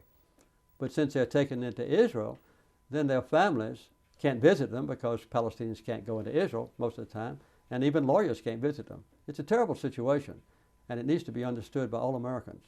It has been over 25 years since you published your memoirs now. First of all, how did you do it? Well, I was defeated in 1980 and went out of office in 1981. Mm-hmm. And I decided not to do much traveling that first year. I guess you would say I wanted to lick my wounds and I wanted to let the furor of the election die down. And I had, all the time I was in the White House, I dictated on a little tiny dictating machine my thoughts and comments that I knew would not be published in the weekly journal of all the things that the president says publicly. And when I would finish a tape, I would just throw it in my outbasket, and my secretary, Susan Cloud, would take those tapes and she would type them up and put them in a book. And I never saw any of them. And when I got back home, they arrived here in a closet right over there, 6,000 pages of diary notes. So that first year in writing this memoir, I went through those memoir notes of my diary, and I marked things that I wanted to say about different subjects, and that was the origin of this. It took me a year to do it. It was published within a year after I left the White House. Do the tapes still exist? I don't know. I doubt if the tapes still exist, but there's one copy of my diary notes here in these cabinets. In print? In print, Mm-hmm. Verbatim. And I've also sent a duplicate Xerox copy to the Presidential Library in Atlanta, the Carter Presidential Library, with instructions that they shouldn't be made public until I authorize them specifically or until after my death. Because a lot of the references in the diary notes are about members who are still serving in the House and Senate, and about maybe a few leaders who are still serving in their nations. And some of the comments are quite frank and uncomplimentary, perhaps. At 82, are you thinking more about death? Oh yes, I think more about it, but I'm not concerned about it. I'm a Christian, and I don't have any fear of death. But obviously I think about the fact that my life is approaching, is nearer an end than it was yesterday, or than it was 25 years ago. Yes, and I try to plan my activities and shape my priorities accordingly. How's your health? So far as I know, my health is very good. My wife and I both get a lot of exercise. We swim every day, we ride bicycles, we hike and do other things.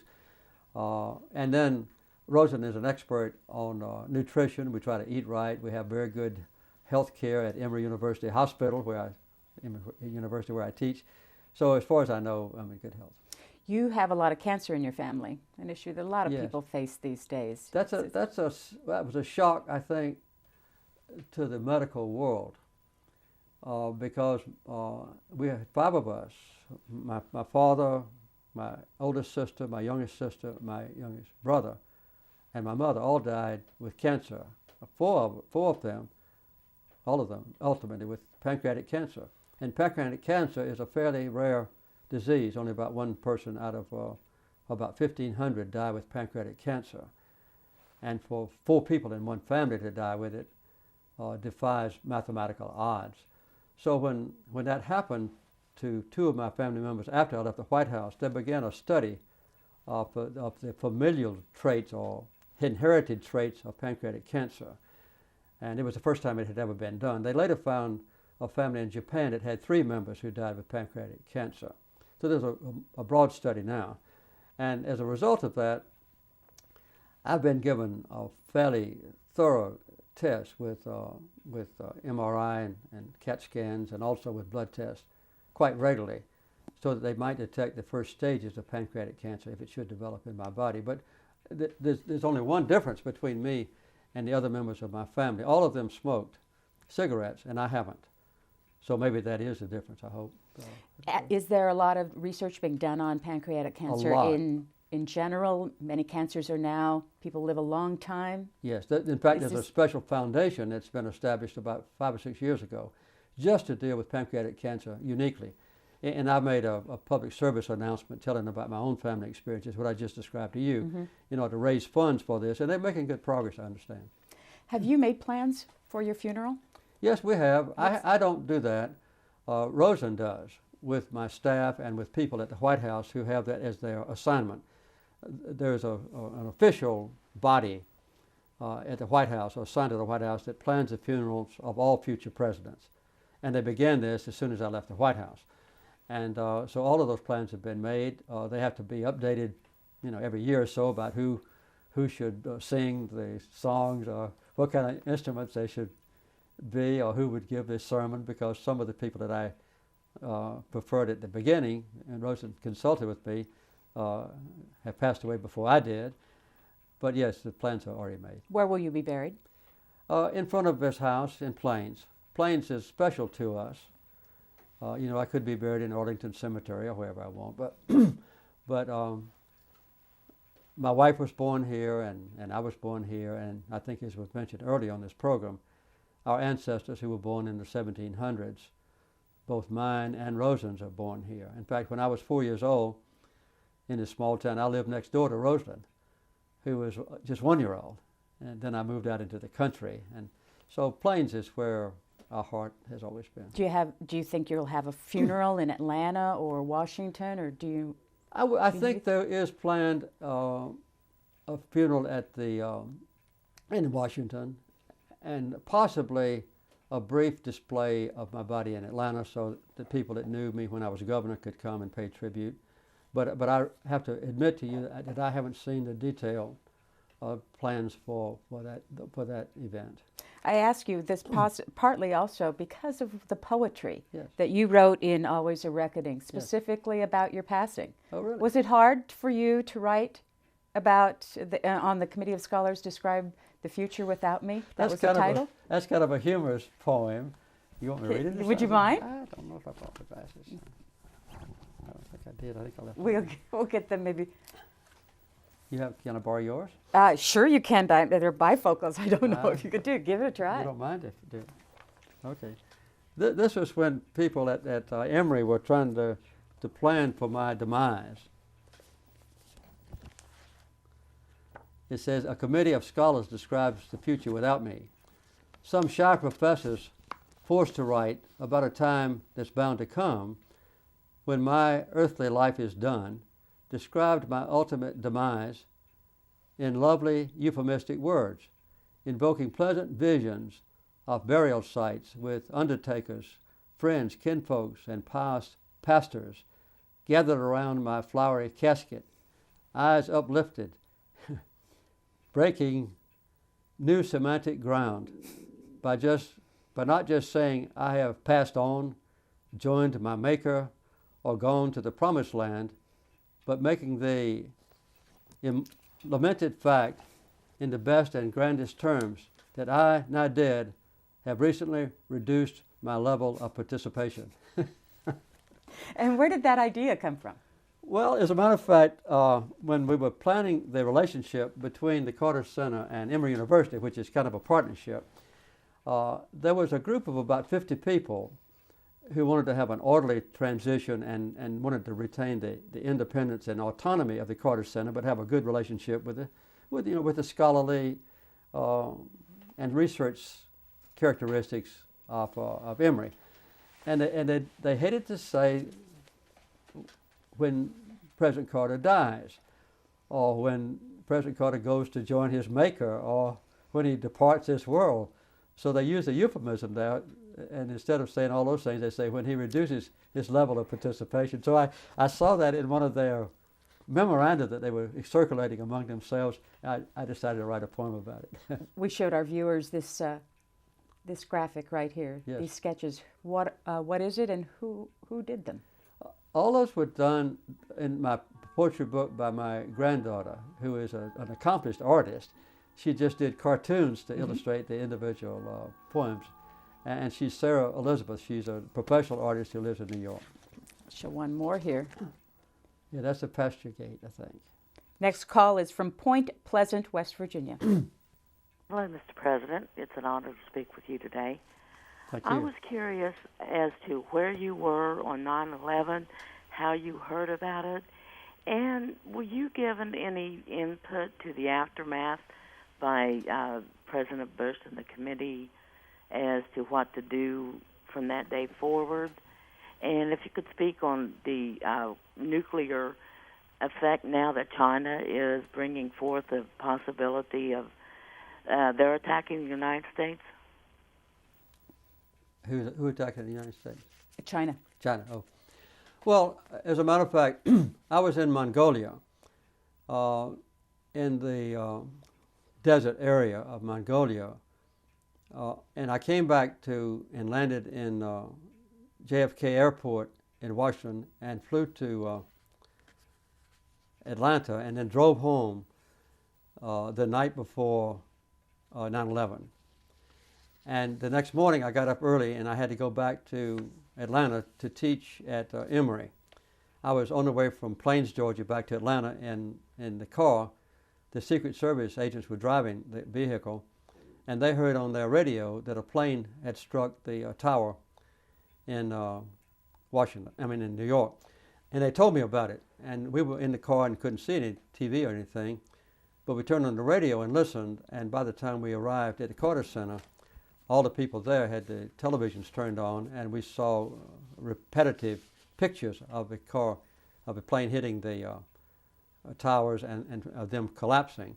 Of course, we were all horrified, and I went ahead and gave a lecture. As a matter of fact, that particular lecture was to the students at Emory in a town meeting when I meet with 2,500 or so students, the first of every calendar year, mainly to answer their questions. And they were all distressed about what was going to happen to our nation and if we were going to be hit next and if nuclear weaponry would be exchanged. And I tried to reassure them. That was the event. And of course, very shortly after that, President Bush was kind enough or gracious enough to invite me to join him and the other former presidents and other dignitaries at the National Cathedral in Washington to participate in the memorial for the people who were lost in the 9/11 tragedy. An email question asks here about George Herbert Walker Bush and the whole story that continues that he, along with others, were responsible for delaying the hostages release and therefore ensuring not only your defeat, but also the inability for the hostages to be released during your presidency. Well, I heard about that at the time. There was quite a heated discussion all over the nation. There were some books written about it, alleging that while President Reagan was in office, or actually when President Reagan was running against me for office, that some representatives of his went to Europe and persuaded the Iranians not to release the hostages until after the election was over. Well, I never have had any evidence presented to me that it was true, and I never have commented on my thinking it was true. The only thing I know is that during the last stages of my administration, I devoted full time to trying to negotiate with the Iranians to secure the release of our hostages. In fact, the last 3 days I was president, I never went to bed at all. I had ongoing negotiations through other Arab nations and through other governments and through the Bank of England and so forth with the Iranians trying to secure the release of our hostages. All of them were safe. I found out about 9 or 10 o'clock on inauguration morning that all the hostages were safe and they were all in a plane in the Tehran airport ready to take off. So I waited with bated breath, obviously, for them to take off and be free. And then I got in the car with President Reagan and we drove to the Capitol for the inauguration ceremonies. And I had the Secret Service and State Department officials there to give me information immediately as soon as the hostages took off. And it didn't happen until 5 minutes after I was no longer president. And that was one of the most joyous revelations of news I've ever had in my life. Every single hostage came home safe and free. But you never had any kind of evidence that there had been anyone else in President Reagan's circle who had intervened? No evidence was ever presented to me, and I've never made any comment about whether I thought the published evidence was accurate or not. Next call is Baltimore. Hello. Hello. Hello. Go ahead, please, Baltimore. Hello. Good afternoon, Mr. President. Hello. It's an honor to speak to you. And my family and I voted for you both times you ran for president.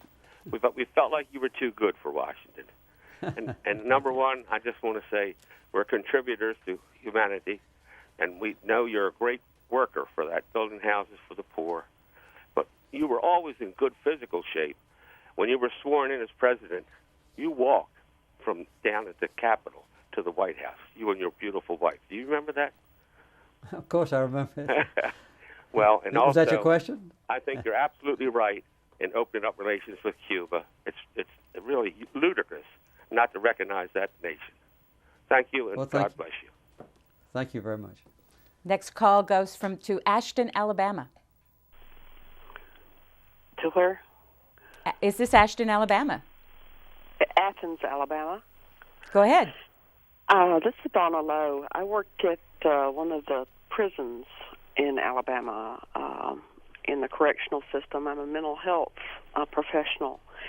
And what I was wondering, I've been a great admirer of yours, and your wife has done a lot of work in this area in mental health. And I wondered if you knew of any progress that was going to be made or work that was going to be done in the specific area of the correctional system, because there's more and more severely mentally ill who are in the correctional system, plus a great many HIV and AIDS patients who are in the correctional system and are, segregated from all others, as well as having mental disorders and progressing into dementia and things like this. Thanks, Alabama.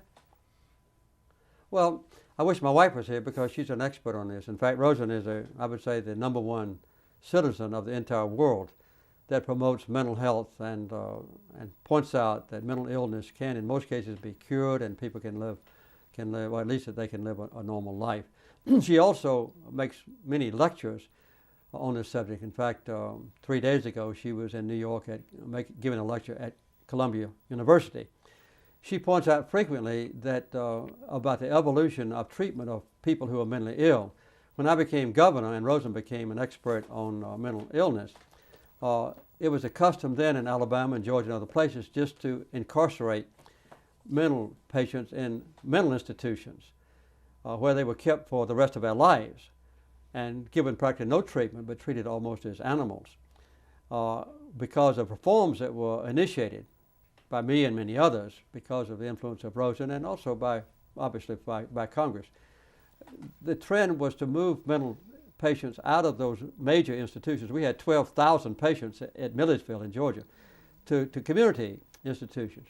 Nowadays, though, that trend has been reversed, and the major place to incarcerate mental patients is in prison. The largest mental institution in the world is a prison in Los Angeles, California. In fact, the governor of California was discussing that on National Public Radio this morning. As a matter of fact, what are we going to do about these people? They're obviously just imprisoned. They're not given any psychiatric treatment. They're not even given any medical treatment. And this is a terrible reflection on our nation that we haven't had the insight or the compassion or the wisdom to work out a way to give those with mental illnesses proper treatment and proper care. Rosalyn is also a major advocate of equality of treatment about insurance, that there ought to be the same kind of insurance coverage for mental illnesses as there are physical illnesses. And she's proven, without question, among major corporations that have done this, that the actual total cost of insurance goes down instead of up, because many of the later physical illnesses are bred by the fact that early stages of mental illness are not treated. And they can be treated by psychologists, by psychiatrists, sometimes even by trained medical doctors. And so this is something that is sadly being neglected and addressed improperly in our country. And I'm very thankful for your answer. And I know my wife is going to be thankful to you for your question, and my wife is going to be thankful as well. What do you do in particular, if anything, to keep a good mental health? Well, I've been lucky to start with. We've had a number of people in my own family who have suffered from depression or bipolar illnesses. I had one cousin when I grew up who was mentally incapable. That's something that you're born with. It's not really an illness, but it's a mental problem. And he was incarcerated in the state prison, you might say, for mental patients. And so I grew up with this. And I've had 2 uncles who were terrible alcoholics and spent most of their last years of life in prison. So I've seen the need for proper treatment for alcoholics and for drug addicts and for those who have mental illness. So my family has been touched by it very deeply in many different ways at different levels of age in our family. And I would guess that almost every single family in America, somehow or another, has been adversely affected by mental illness and is still not treated adequately. Rosalyn has written a book about mental illness. She mastered, I would say, the knowledge that was known by advanced medical scientists and by trained psychiatrists, and she put it in language that her mother could understand or that a peanut farmer could understand. And it's been very helpful to people to read how to care for a mental problem in their own family. Do she and you all both agree or disagree with the use of antidepressants and actual medication to deal with it? She agrees thoroughly, provided it's properly administered by medical doctors. She has an annual meeting at the Carter Center every year where experts from around the world come in. It's the biggest event in the year to discuss the nuances of mental illness and what can be done about it. And she's even gotten the World Health Organization finally to adopt mental health in addition to physical health. So she's been a pioneer in this. And it just happens that her conference this year was on children and mental health. And one of the problems, to answer your question specifically, is the overtreatment, the overuse of strong medicines for little children who quite often don't need it. But since their parents don't get proper, sometimes fairly expensive, treatment from a trained psychiatrist, they will get medicine from other means so that the child is overly treated. Obviously others don't get enough treatment, but the mistreatment, I'll say, in medical terms, of little children in school, elementary school and high school, is one of the serious problems that Rosalyn is trying to address. To Massachusetts now, Cambridge. Hello. Yes, it's an honor to speak with you, President Carter, and I have a request of you, Amy. First, it will help President Carter with my question. In his book, there is a map showing settlements. Would you mind holding that up to the screen? I think it will very much assist his answer and the audience. Do you have a page? Do you know if it's in the front? It's listed in the table of contents under settlements, and it's the one with all the little dots on it. Why don't you go ahead and ask your question while I look for it? Yes, it's this. I'm a routine participant at the Kennedy School of Government, and last week there was a lecture by Stephen Walt, and many of the concerns that you've expressed, President Carter, came up during that lecture. And I also watched the two Tim Russert programs, one last night on cable here in Cambridge, and one this morning on Meet the Press. And a persistent fact strikes me as glaringly need of correction, and also by way of helping to understand your thesis, and that is the physical reality on the ground that explains your notion of what you have called spider webs and the pass system, which I completely agree with as objectionable. People must understand the implications of what the settlement system with its roads and interconnection systems and passageways and so on actually means to daily life, as you explained it at some length last evening with Tim Russert, and I think they can't do that without seeing that map. Caller, I'm going to need to ask you for a little bit more help here because I don't see that in the table of contents in the beginning of the book. Yeah. Where it says maps. Yeah. And got it. There are several maps listed, and there's one that says settlements, and it's the one in the middle of the book with all kinds of little dots on it showing the dispersion of settlements. What is Hold on just a second. The book has page numbers in it. Can you have the page? I'm afraid I don't. I don't. I don't have it in front of me. I just don't see it. Any map here that says. Does it have Sharon's plan there? It That's might. it. Is it? That's what it is. Okay, let me see if I can find that. It's the one In fact, with the I little can. dots. Okay. And I think By the we way, have to remember that apartheid, as distinct from other kinds of discrimination, is essential. It begins as a physical concept. And what's so important about your views, President Carter, is that people understand the physical reality on the ground that supports your thesis of not only hardship in life, but do you have a question, by the way? It's asking you to explain that with reference to the map, because there it is, and I don't think most Americans, including those I deal with at the Kennedy School, have no idea of what we are now looking at on screen, and it makes what you're trying to say in words very vague without actually seeing it. So if you would say what you said last night on Tim Russert, that would be, I think, very helpful, and leave the map on screen. Well, give me a chance. Okay, keep it on. Keep the map on this camera, if you don't mind. Well, what happened when Israel finally was granted the stages of its boundaries in 1967? After several wars, Israel was granted 77% of all the land. That's Israel on the left-hand side of the map in the light brown, light gray color. And the West Bank was only given 22% of the remaining land, a tiny amount. And that map is basically of that little 22%.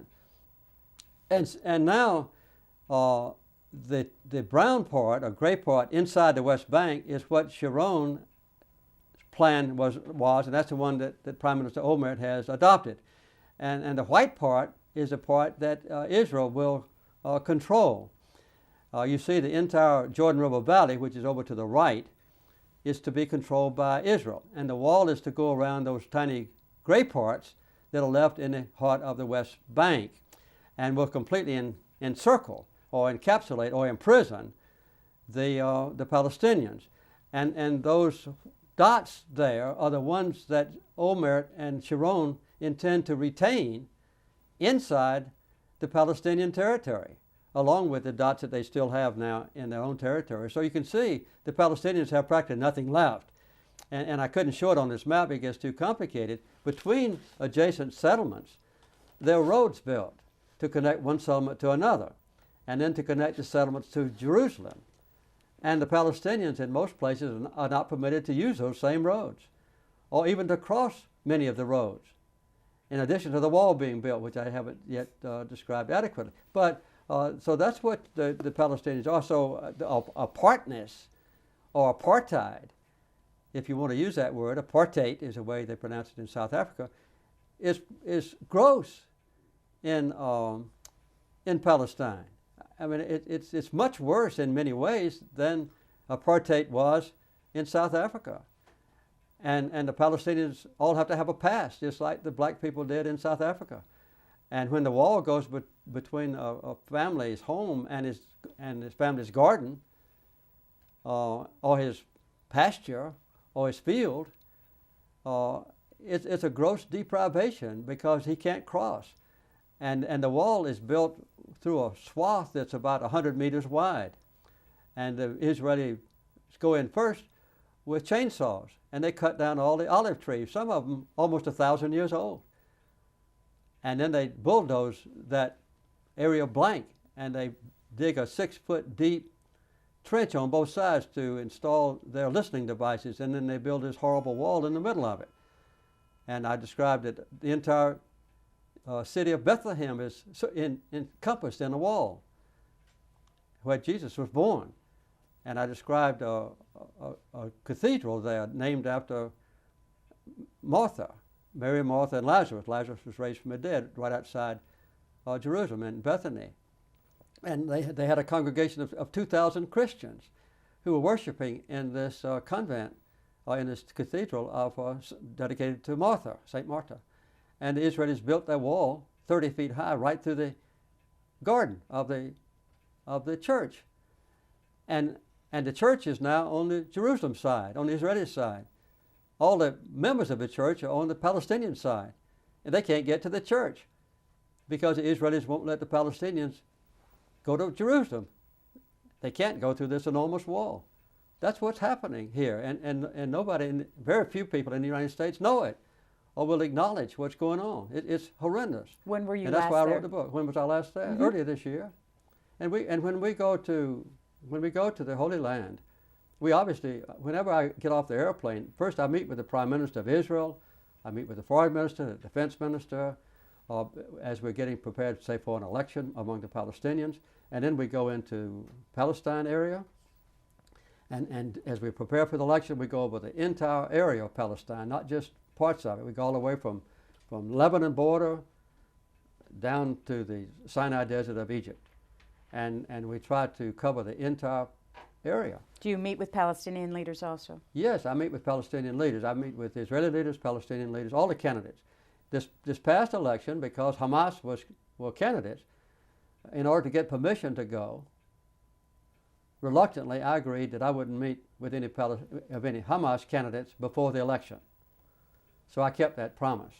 That was that's the only way. The American government would let you go? Either the American government and the Israeli government. I couldn't become an observer of the Palestinian election unless I agreed not to meet with Hamas candidates. Well, I agreed reluctantly, but immediately after the election, I did meet with Mahmoud Abbas, who's the head of Fatah, and who's the president of the PLO and the government. And I also met with a medical doctor in Ramallah at the Carter Center headquarters, election headquarters, who is a medical doctor and who was elected as one of the members of the parliament. He's in prison now, along with most of the other ones who were elected to serve in the government.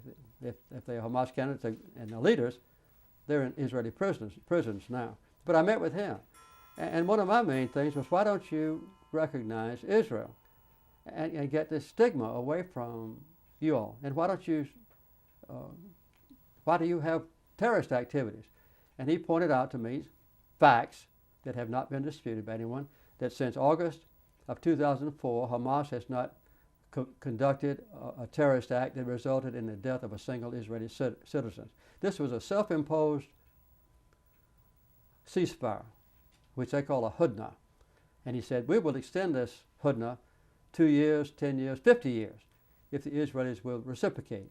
But to repeat myself, not a single Israeli has been killed by a terrorist act by Hamas since August of 2004. And when I said, why don't you recognize Israel? He said, which Israel are you talking about? Is it the Israel that's occupying our land? Is it Israel that won't let us get to the holy places? Is it Israel that's surrounding our cities with a wall? He said, we can't recognize this Israel. Well, obviously there are terrible atrocities that have been perpetrated by the Palestinians. There are terrible problems that have been created by the Israelis.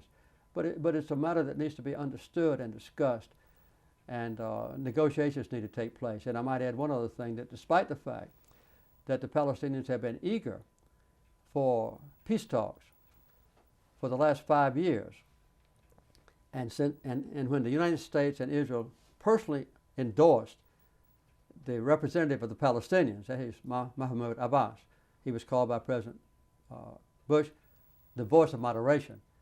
He was prime minister 3 years while Arafat was president.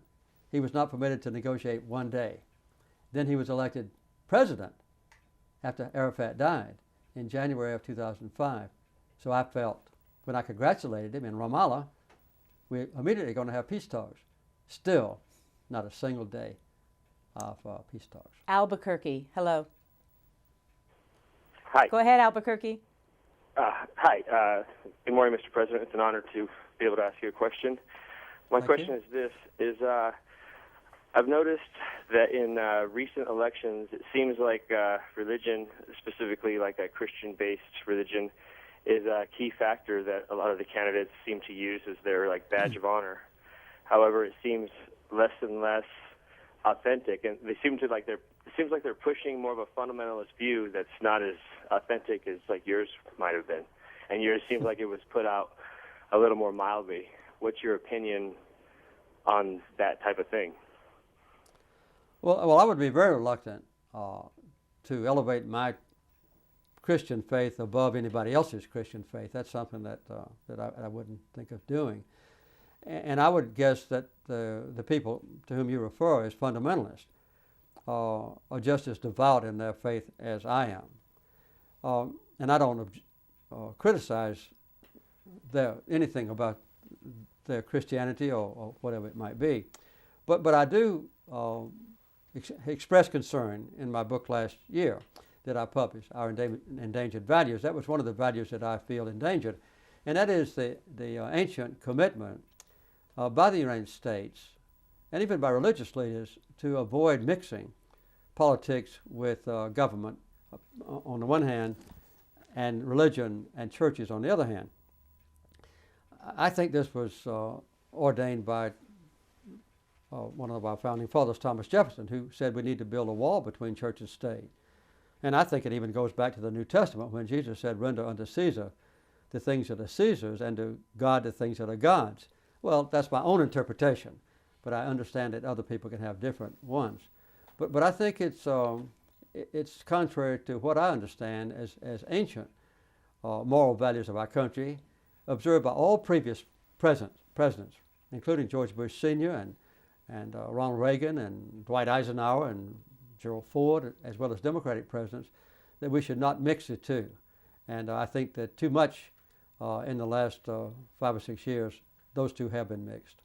We are going to take a short break and then be back to take another 90 minutes of your phone calls. And but first we want to show you just a little montage of all of the books that President Carter has published over the years.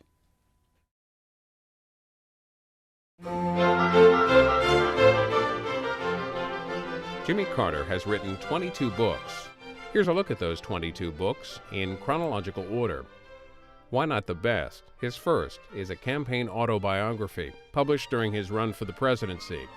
It sold nearly 1 million copies. A Government as Good as Its People came out during his first year in the White House.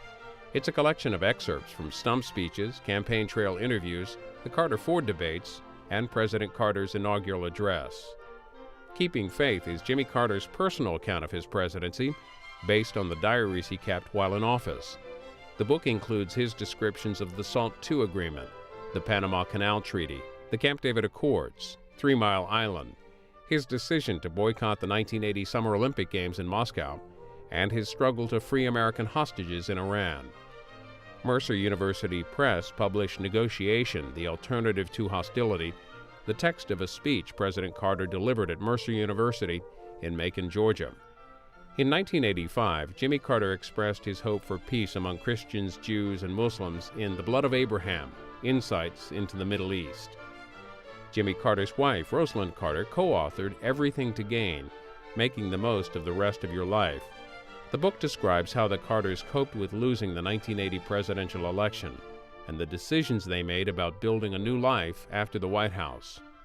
An outdoor journal describes Jimmy Carter's hunting and fishing experiences, first as a boy in Georgia and later as a world traveler. Jimmy Carter first ran for public office in 1962 in a contentious and ultimately successful campaign for the Georgia State Senate. He writes about the race in Turning Point, A Candidate, a State, and a Nation Come of Age. Jimmy Carter is the only U.S. president who's written a book specifically for young adults. Talking Peace is a primer on conflict resolution. Mr. Carter is also the only president to publish a book of poetry. Always a Reckoning and Other Poems was illustrated by his granddaughter Sarah, who was 16 at the time. Jimmy Carter's daughter Amy illustrated his picture book for children, Little Baby Snugglefleeger. Living Faith is a spiritual biography in which President Carter lays out his values and religious beliefs. Mr. Carter regularly teaches Sunday school at the Maranatha Baptist Church in Plains, Georgia. Sources of Strength is a collection of 52 of his Bible lessons. The Virtues of Aging provides advice for retired people and describes President Carter's own retirement activities, from founding the Carter Center to taking up downhill skiing at age 62. At age 76, Jimmy Carter published An Hour Before Daylight, Memories of a Rural Boyhood, about growing up in the segregated South during the Depression. He continued his hometown reminiscences in Christmas in Plains, published the same year. Jimmy Carter was awarded the Nobel Peace Prize in 2002 for his work in conflict resolution and human rights, both during and after his presidency. His Nobel lecture, delivered in Oslo, Norway, was published in book form by Simon & Schuster. The Personal Beliefs of Jimmy Carter is a compilation of 2 of President Carter's previous books, Living Faith and Sources of Strength. The Hornet's Nest is the first novel by a U.S. president. It tells the story of the Deep South's role in the Revolutionary War, featuring characters based on Jimmy Carter's own ancestors. Enjoying leisure activities with friends and family is the subject of 2004's Sharing Good Times. In Our Endangered Values, President Carter decries the current political influence of religious fundamentalists and argues for the separation of church and state. Jimmy Carter's Palestine, Peace Not Apartheid criticizes Israel for occupying Arab lands in violation of UN resolutions and American policy. It was published in November 2006. Well, we really felt immersed in the land, and following the Civil War, the war between the states, there was a general and very accurate presumption that the only thing of any lasting value was the land, because a lot of the wealth prior to the Civil War had been either in slaves or in Confederate money during the war. And at the end of the war, all the slaves were free, of course, and the money was worthless. So the retention of land was looked upon as a preeminent source of permanent wealth. So I think because we were so deeply immersed in it, plowing it, cultivating it, dependent on it exclusively for our income, and because it was all around us, in dry weather, the land was just a powerful factor in our lives. I think one thing that has increased that awareness in my own case is that near plains is land that our families have owned since 1833. About half of it, and the other half my ancestors bought in 1904, and our family still owns the land. My grandchildren are the seventh generation on the same fields, the same woodlands, the same creeks, the same streams, the same springs. So the ties emotionally between me and the land is very strong. I can see it in your face. It is an emotional tie that does something perhaps to the way you feel about land in general, and perhaps our land. Yeah, God's world. Several times during a year, in every church in Plains, we had 600 people, and we still have 11 churches in Plains. But there would always be one or two sermons during the year on stewardship, where we were reminded from very carefully chosen and emphasized verses in the Holy Scriptures that we were stewards of the land, and it was our duty as believers in God to take care of the land as environmentalists, although environmentalist was not a word used in those days. This is In Depth, and we are spending 3 hours with former President Jimmy Carter talking about his over 20 books that he has written over the years. Do you think that you will match Teddy Roosevelt's number? I think his is 26. Oh, I don't know. It depends on... Had you ever thought about that? Well, I'll have 2 books coming out next year. I'm not trying to catch Teddy Roosevelt or anything, but one of the books will be just kind of a coffee table version, photographs of the furniture that I have designed and built in my wood shop. And earlier, when I was in the Navy even, I was building furniture, and I still have some of those pieces. So I'm going to have the photographs on one side, very professionally done, with proper lighting, and on the left-hand side will be my description of how I designed the book, why I needed it, why I designed the furniture, and why I needed it, what kind of wood I used, the techniques I exerted, and how much I learned, and things like that. I know that there's no way we can get, but you made this, yes, right? I made this that. Table right in front of yes, us? I did. And you do this just next door? Yes, it's about 20 steps over here. When I get out of writing, that's where I go. And then I may include a few of my paintings. That's one of the books that will come out next fall. And it happens to be the 25th anniversary of the Carter Center. So the other book will be the most vivid and dramatic and adventurous and I hope interesting events in our life at the Carter Center. Those are the 2 books. We're showing our viewers your wood shop. All right. What do you get out of doing the woodworking, and how does it connect with your writing? Well, I began woodworking when I was a high school student. Actually, before that, under my daddy's tutelage, and when I was a future farmer. And then when I was in the Navy, I didn't have much money. I was making $300 a month. And we were living in unfurnished apartments to save money. So I would go into the hobby shops that the Navy provided and make furniture enough for us to live. And then when I got out of the White House, my cabinet officers and White House staff wanted to give me a going-away present. So they raised money enough to buy a Jeep. And my secretary told me what it was going to be. It was supposed to be a secret. I said, I don't want a Jeep. So they were in a quandary, and I said, what I need is to furnish my wood shop with woodworking tools.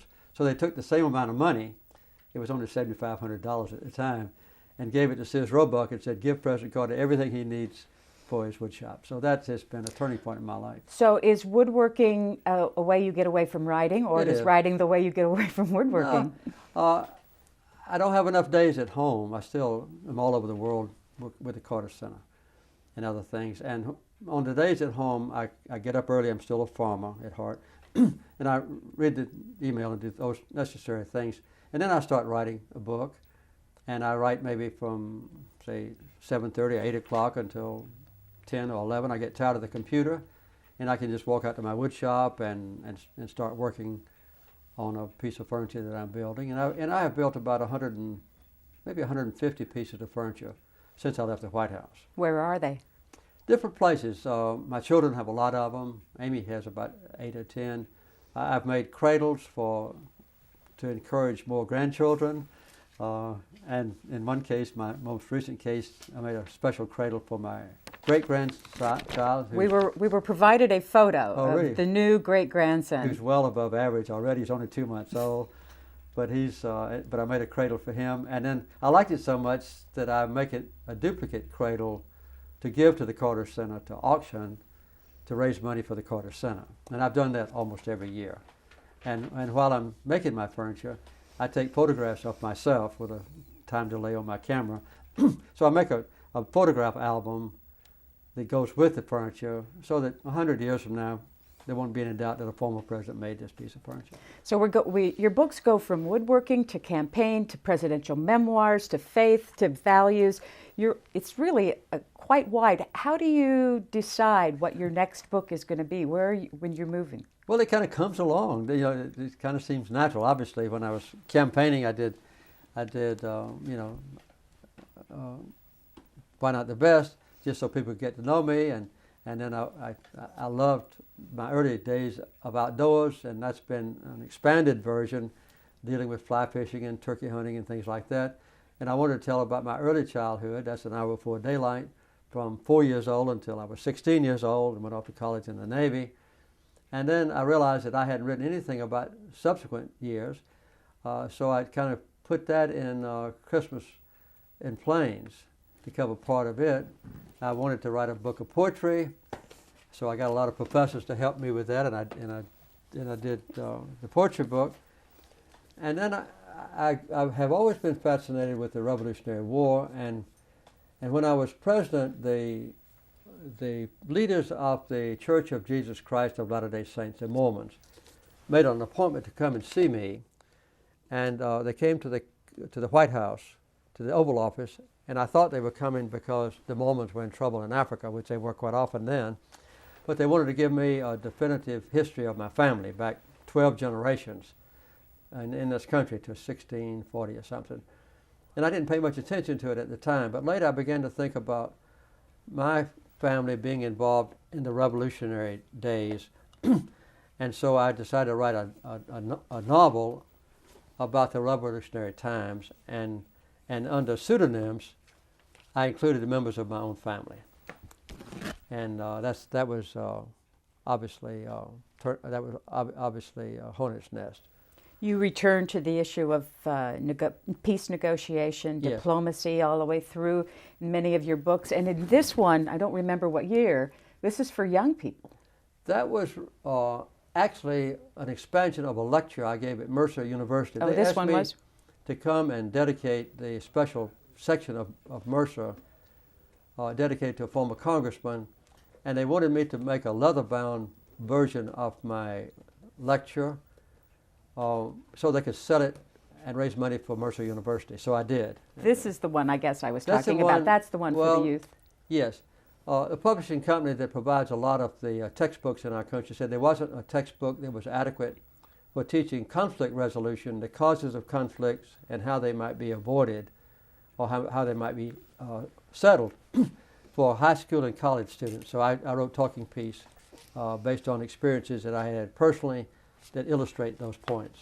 And why was it important for you to go back to 1962, this is 30 years later when you published this book, to talk about those early days in politics?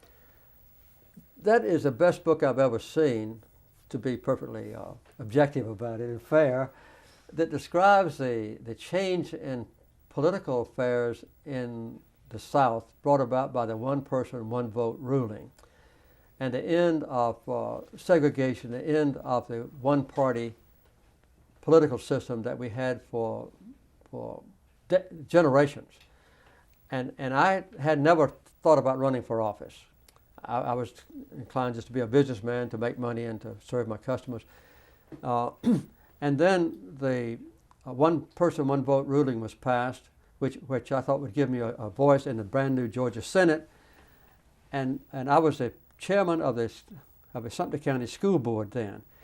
And the public school system was endangered because one of our most prominent governor's candidates, who was a Democrat, said his slogan was "No, not one," which meant that there would not be permitted a black child in a white school, or the public schools would be shut down. In order to prevent that, or to deal with it, I decided at the last minute to run for the Georgia Senate, and that's what precipitated that election. The election was stolen from me. 126 people voted alphabetically, many of them dead or in prison, and I lost the election by about 60 votes. Who was responsible? It was a man named Joe Hurst who completely dominated a small county over on the Chattahoochee River, Quitman County, and he physically stuffed the ballot box even when I was watching him. He would fill out ballots and fold them up and put them in the ballot box with me watching. He was so impervious at that time to any sort of chastisement or punishment. And I went through a long and tedious legal process, and eventually the truth of the election was known, and I actually did win, and that's how I got to the Georgia Senate. Let's get back to some more phone calls. Newton, Massachusetts, hello. Hello, President Carter. Good afternoon. It's a privilege to talk to you. This call's been a while in coming. I wanted to let you know how proud our family is to have a president who possesses your integrity and your commitment and your intellect. And I want to share with you how I came to that conclusion. In the fall of 1975, I had a sabbatical. I was 30 years old. I was studying and had an open-ended sabbatical to study the city of Boston, and at that period of time in 75 was busing and desegregation, studying the presidential election, and was studying education as well as getting my master's at Boston University. It was a beautiful, warm afternoon. I was walking along Commonwealth Avenue, and I saw that you were speaking at the law school. I went over at the law school, and you came up to the front. You took off your jacket, you rolled up your sleeves, and you said, "Hi, I'm Jimmy Carter. You can call me Jimmy. I'm going to be the next president of the United States." And that was my first introduction to you.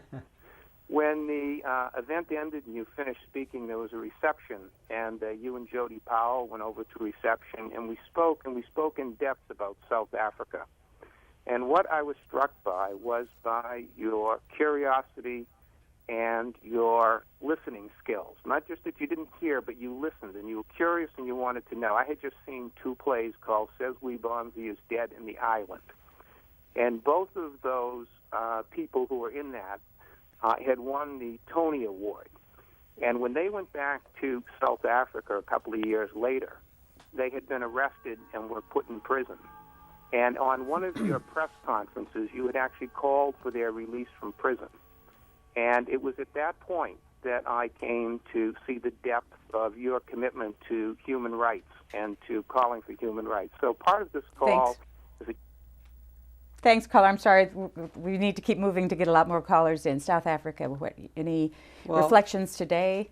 Yes, of course, it's been a glorious success with an end to apartheid, and also with the fact that now South Africa does have a real democracy. Still a great deal of disparity between rich people and poor people, between white people and black people in South Africa. It's been overcome as the time goes by. In fact, I made a couple of speeches, the first of 2000, the year 2000, when a new millennium dawned on us. I was asked to speak in Scandinavia and in Asia. And my subject was, what's the greatest challenge that the world faces in this new millennium? And my decision was a growing chasm between rich people and poor people. And that's still the greatest challenge. And it's not only a chasm that's increasing every year between rich and poor people in individual countries, but between the rich nations and the poor nations. And that's being overcome slowly in South Africa. But it was partially as a result of this encounter and others during my campaign that I became aware of the fact that as a former president or as a future president, that I might elevate human rights to a high level in the government. So by the time I was inaugurated as president, I made it plain that human rights would be the foundation of our foreign policy. So I want to thank this gentleman for his support, but also for giving me some of the instigation or inspiration to adopt human rights as a major issue. 2002, the Nobel Peace Prize. Yes. And this book that came out of it, which was your speech. How did you write the speech? Well, I was called in early one morning. Didn't even know it was a day to announce Nobel Peace Prize winners. And my wife and I were waked up in the bed by a call from the Secret Service who said that they had gotten a call from Norway and they wanted to talk to me in a half an hour about the Nobel Peace Prize. I didn't know if they were just going to tell me who won it or what, but obviously I was upset and nervous, so finally they did call and said I had won the Nobel Peace Prize. And you had thought of it, that you might get it I thought I someday? might get it in 1994 when I went to North Korea and prevented what I consider a war. And then I went to Haiti that same year with Sam Nunn and Colin Powell and thought we might have prevented a war. Mm-hmm. So I thought if I was ever going to get it, it would be then. But it was 8 years later and I had forgotten all about it. But anyway, I had time to write the lecture. And I read all the previous Nobel lectures since 1900. And I wanted to express this might be a little bit gauche. I wanted to express the essence of my beliefs in a very brief lecture. And so I had to submit my lecture text to the Nobel Committee in advance. And I also submitted the same exact text to Simon & Schuster publishers. So the day after I made the lecture and was given the prize, this book was on sale. And all this past week, when I've been selling the new book primarily, quite often people will buy 25 or 30 copies of this book. First of all, because it's less expensive than most books, and secondly, because it's small enough to go in a stocking, I guess. So it's still a good seller. Newland, North Carolina, you're next. Go ahead. I am so happy to spend this Sunday afternoon with you, President Carter. And I still believe that greatness is in goodness. And I want to thank you and tell you how grateful I am that you have written what you have written for the whole world to read, and hopefully they'll do that, both on our endangered values and now what I've been puzzled about for years. Someone of your caliber has spoken out for the Palestinians, and God bless you for that. And I want to tell you, in case you don't know, that our precious Betty Ackerman Jaffe passed away November 1st. And she loved every time we visited your Sunday school together, and the kiss you planted on her cheek was worth more than any gold could buy. Thanks, caller, Mr. President. That's the kind of question I like. All politicians that like was that. very beautiful, yeah. Did you remember that woman? Well, I can't say for sure. I couldn't quite understand the name, but I greet everyone who comes to our church. I teach Sunday school, and then there's an hour church service, and after the church service, I meet everybody individually and have photographs with them, and just special people though. Do I kiss on the cheek? So she must obviously be precious. Los Angeles. Yes, hi, Mr. Carter. It's a pleasure speaking with you. I'm in great admiration for you ever since you were president. I really am glad that you are trying very hard to bring about peace. I have a question for you, even though I have never read your books. After this, I definitely will. Regarding the new one, I've noticed that many politicians and many people involved in the peace process I'm very much for the debates. I really believe in that. But there's one blind spot, and I wanted to talk about that. I saw a very disturbing documentary about 12-year-old, 13-year-old girls who were talking to a narrator who was speaking with them, and they said what a pleasure and how enthusiastically they talked about going to heaven and seeing Allah to blow themselves up. In the education system in the Middle East and throughout Palestine, these children are taught to hate the Jews, Americans, and the Israelis. And even the Hamas has admitted that they are not going to be happy until all the Israelis are off the face of the earth. Now, when you talk about the wall and you talk about all those things, it's a bad thing, obviously. But if I were living in Israel, I wouldn't feel safe. And there's so many people being blown up every day. I have cousins in Israel. and they tell me terrible things. And it's a war, all right. And the question I have for you is, how do we address the children? How do we address the ignorant, poor people there who believe what the Hamas is saying? That will never go away. And if the wall comes down, I really, really believe that it's not going to change until we get to the children. And that was my question. Thank you, Colin. Well, obviously, any sort of death, any sort of violent acts on either side are a tragedy and concern me very deeply. In the book, which I need not describe now, there are many more Palestinians killed in Palestine itself than Israelis in all. And there are over 700 Palestinian children that have been killed, and 100 and something Israeli children. But the fact that more Palestinians die than Israelis is not important in your mind or even in mine. Any death is important, which I really deplore. The fact is that the actions and beliefs of Hamas have not been described accurately in this country.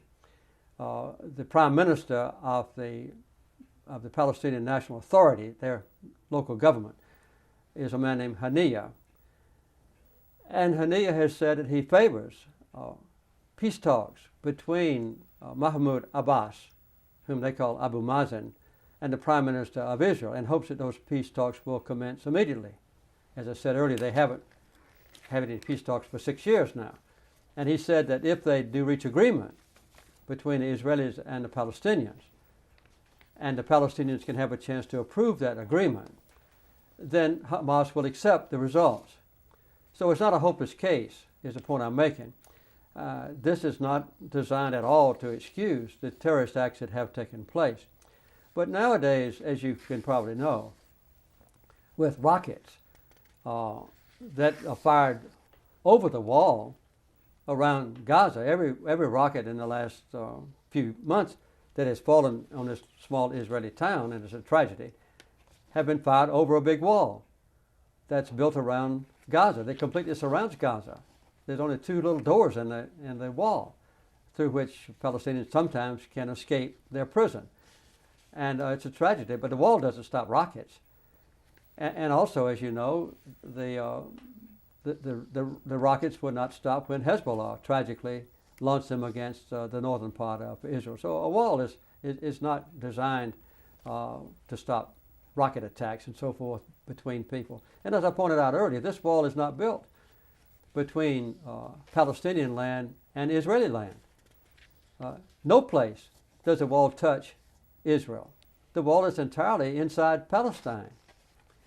And the wall is designed, as it's presently planned and being built, completely inside Palestine.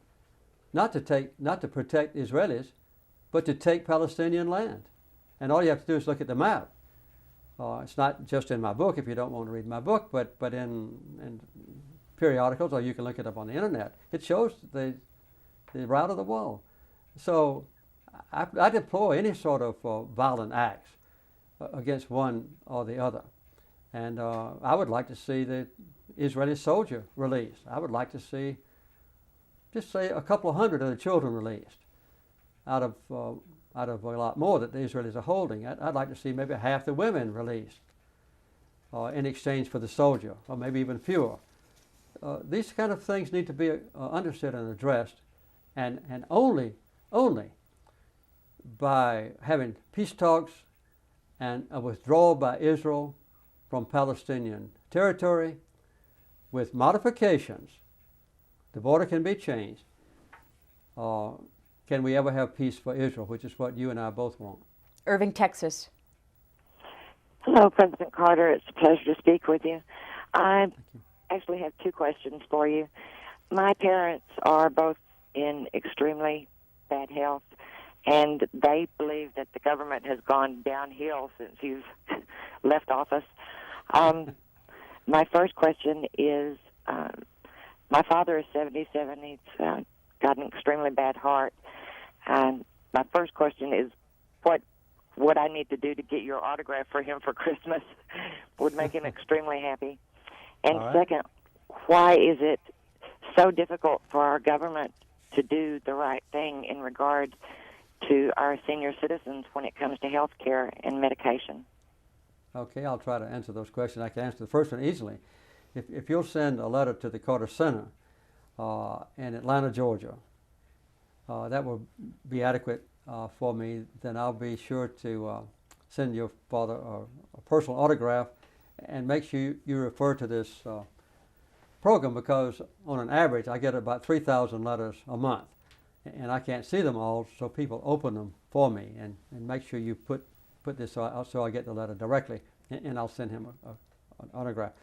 Well, obviously the government doesn't do enough for older people, for veterans, and even for veterans coming back from Iraq now.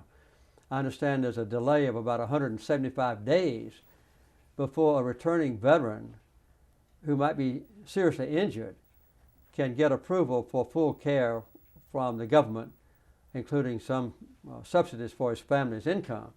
That kind of thing ought to be addressed. And as you know, there was a Medicare bill passed a couple of years ago that specified easier access by senior citizens with limited means for medicine. And there was a provision put in there by the pharmaceutical companies that the government can't bargain for cheaper prices for drugs. You can buy drugs about 1/2 price if you have any way to access the same drugs exactly from pharmaceutical companies or pharmacies in Canada. And but our government has prohibited that negotiation, obviously with the heavy influence of pharmaceutical companies. And the other thing that I should point out is that the Veterans Administration does have a law that permits them to bargain for all kinds of medicine. And their prices are 35 to 50% as much as at the 100% cost that the pharmaceutical companies get from the government for Medicare, because we can't bargain for price. So those are the kind of things that can be changed. So you don't have any problem with Americans going across the border to buy? No. If I have plenty of money. My books are income, and I have income as a professor at Emory. I have an adequate income. I can pay for medicine. But if I were with limited means, and I had to have a drug, maybe 3 pills a day or 3 pills a week, that was highly costly, which some of them were, and I could get it half price in Canada, then I would take the telephone and call Canada and order it, and that's legal. But people that get Medicare can't get drugs from the same pharmaceutical companies at the same price, because we prohibit bargaining on the price. Do you get any health care benefits as part of a presidential pension? No, but I get benefits from Emory University as a professor. I get a pension from my service in the White House, the same as all previous presidents do, but no medical benefits. But in my professorship at Emory, I get a salary, and also I have a health plan that I help pay for, but yes, I get benefits. And what is the presidential pension amount these days? It's the same as the salary for members of the Congress and for cabinet officers. So their pension mirrors president's pension. Exactly the same. Next call is San Diego. Hello. Hi, Mr. President. It's a pleasure to speak with you. Thank you. I had 2 questions for you. The first one is, I'm interested in visiting your presidential library. Could you tell me a little bit about that? And then secondly, what do you think we should do about North Korea? I think it's a huge threat to our security, but I'm not really sure that we have a grasp of that particular situation. How do you feel about that, sir? Okay, well, the Presidential Library is in Atlanta. It's part of the Carter Center. They're all in the same complex. We have about 30 acres there, and it's within walking distance of downtown Atlanta. In fact, my wife and I jog to downtown Atlanta and back. It's about 3 miles round trip. So just come there, and we'd be delighted to have you visit the Presidential Library. It has about 23 million documents that I had when I was president. It has about 4 million photographs and newsreel tapes and that sort of thing, and a very good display of the major issues that I faced when I was president. So it's no problem to come there. We'd be glad to have you. As far as North Korea is concerned, as you may remember, or you may not, Back in 1994, we had a confrontation with North Korea, and a war was impending. In that, Kim Il-sung, the dictator of North Korea, whom I had despised because I was on a submarine during the Korean War, but he sent me a repeated request to come to Pyongyang to negotiate between him and the United States. And the United States then had a policy of not communicating with North Koreans. But I finally got permission from President Clinton. I went to North Korea. I negotiated with Kim Il-sung, my wife and I did, and we returned to the United States with complete agreement that he would put all his nuclear weapons under international inspections, that the nuclear fuel rods that he had would not be processed into plutonium and make explosives, that he would have a summit meeting with the South Korean Prime Minister and a whole bunch of other things, 12 things in all. He confirmed his personal agreements with me to President Clinton, and this was President Clinton's policy in the last few years of his administration, from 1994 until he went out of office for 6 years. When President Bush came into office, he reneged or canceled all those agreements.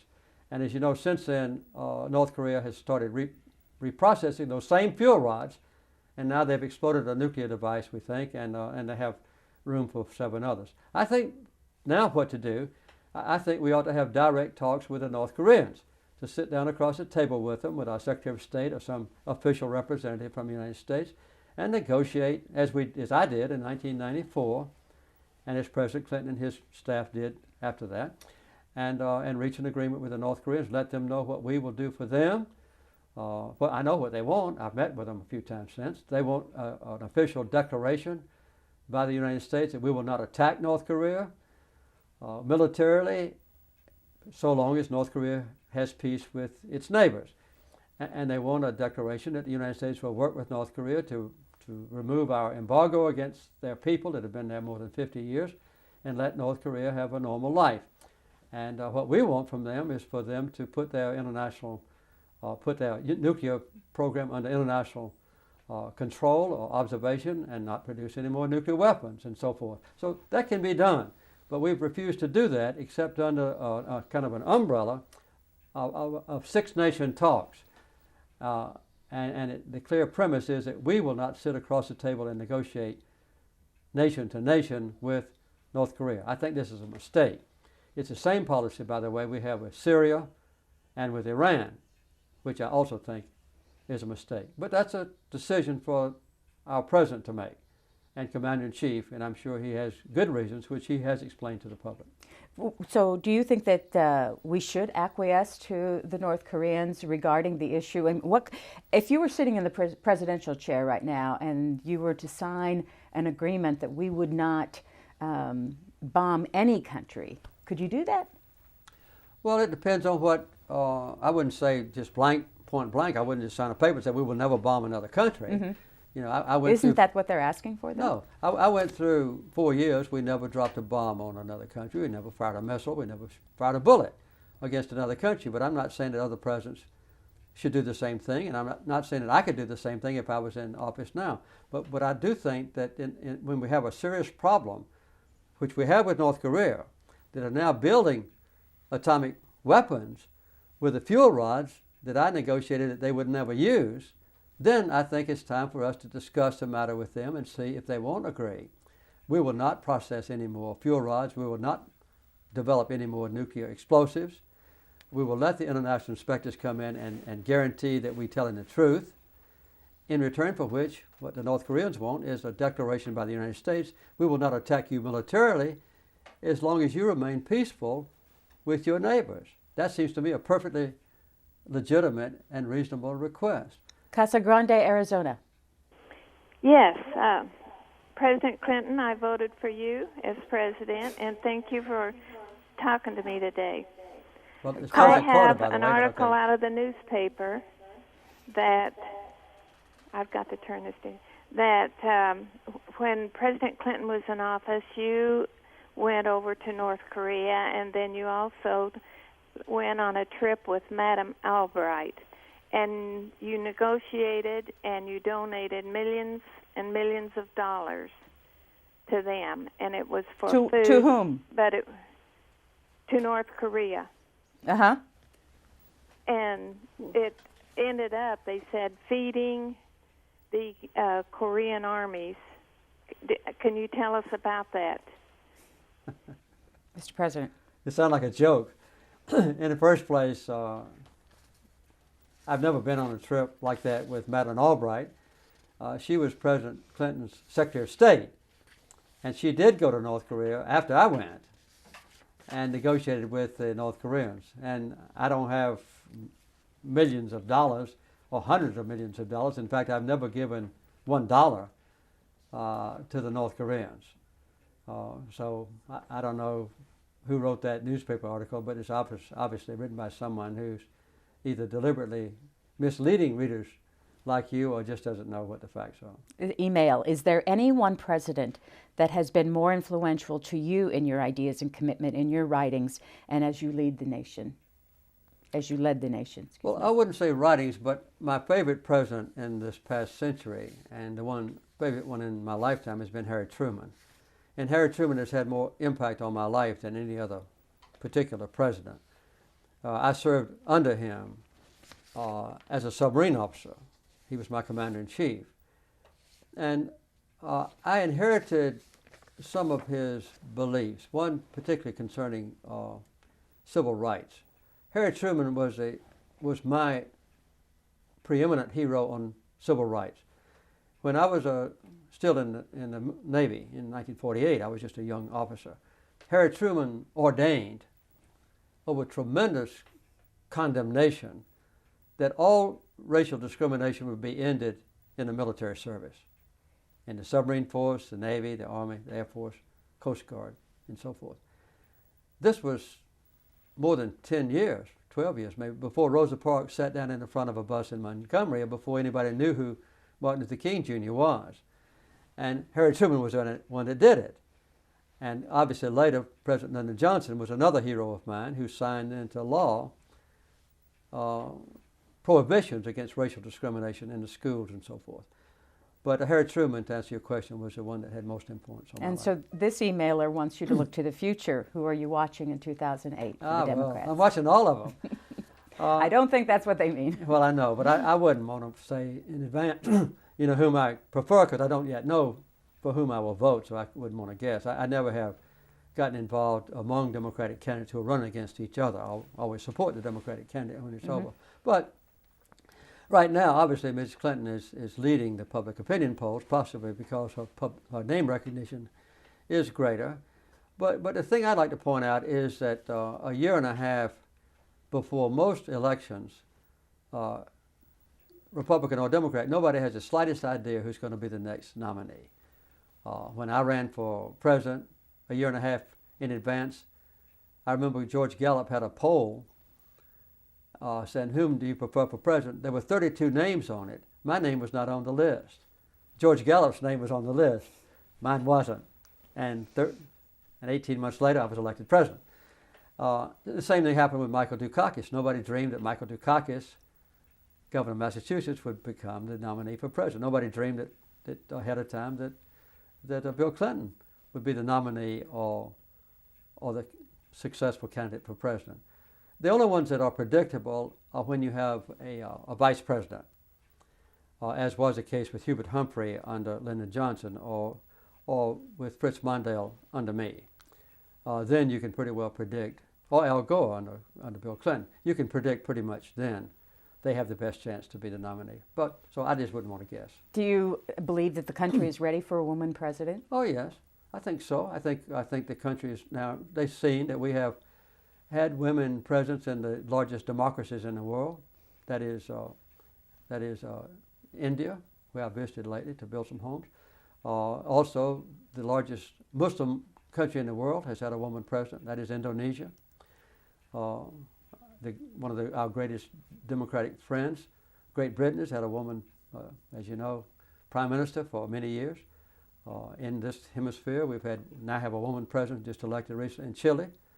We had a woman president who replaced the Sandinistas in Nicaragua. So women have served in the top positions of leadership in countries around the world. We just had a woman elected in an election that we, as president, in an election that we held and monitored in West Africa and Liberia.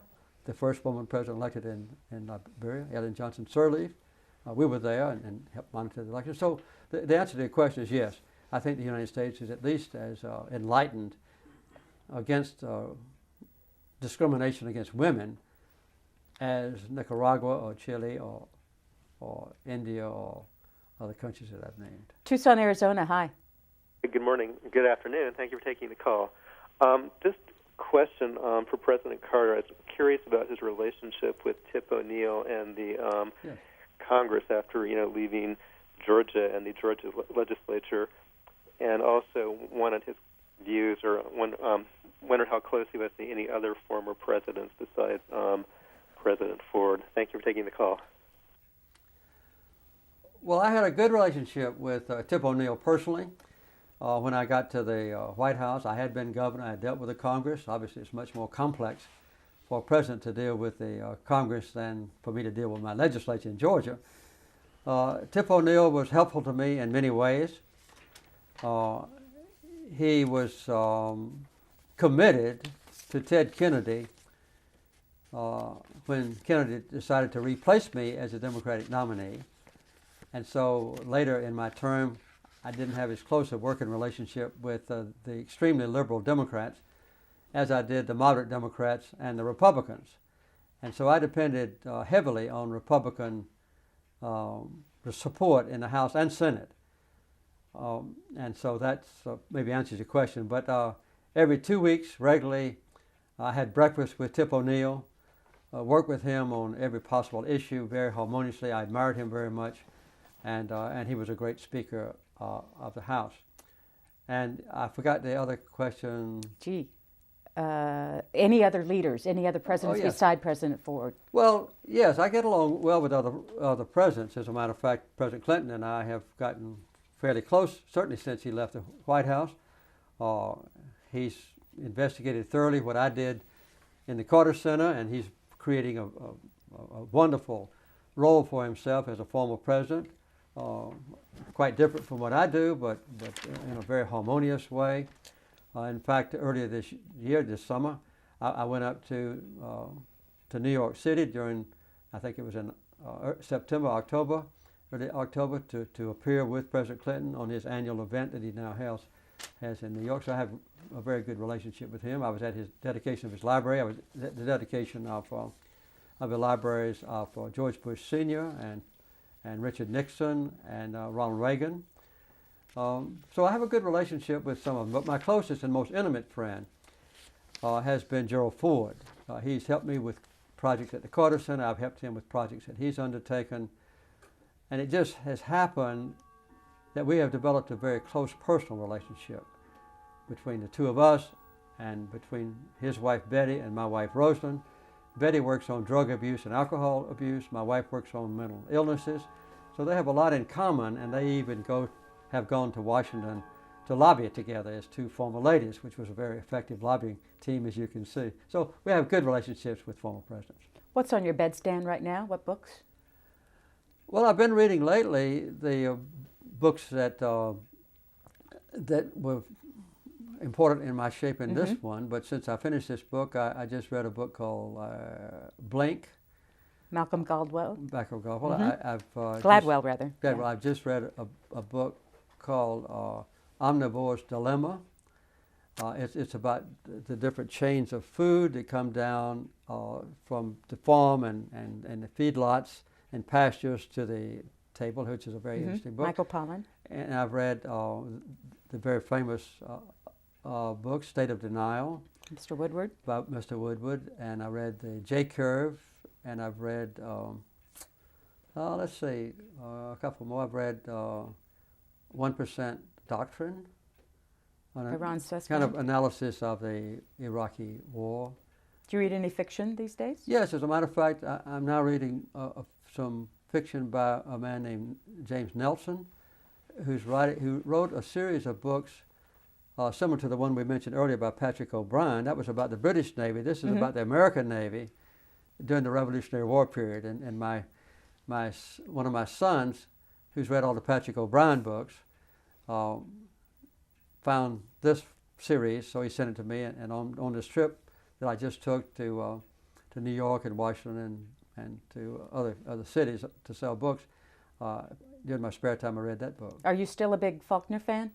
Yes, I am. I have a good collection of Faulkner books, as you probably noticed in my bookshelves. And he, of all of the Southern writers, he's by far the best. And obviously, I like to read biographies and history as well. Next is East Haven, Connecticut. Hello. Hello, President Carter. Thank you for taking my call. My name is Joel, and I am not Jewish. I feel that the Jews in the world are hated more than any other people. Why shouldn't the Jews who have their own land? The Middle East is almost all Arab, except for a sliver of land. Why should Israel accommodate a people who hate them and want their destruction? And that is a fact. You tone that down, but it is a fact. And you do not talk about the fact that the Jews who live in the rest of the Middle East, how they've been treated by the Arabs. I'll hang up and listen to your comment. Thank you. Well, if you want to go back to ancient days, 500-600 years ago, or even more recently, just before Israel was created as a nation, the Muslims have treated the Jews quite well. They treat Christians also as people of the book, so-called, and there's a special place in the Muslim faith to single out Jews and Christians as brothers in belief in the same God.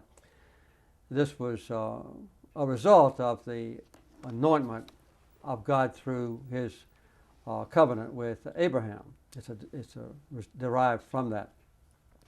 And the Muslims had a much closer relationship with Jews than they did Christians because the Christians were powerful enemies of the Muslims in trying to take control of Jerusalem during the Crusades, and very strong in evangelical work, that is, trying to convert Muslims to be Christians or to fight them if they didn't. The Jews never did that.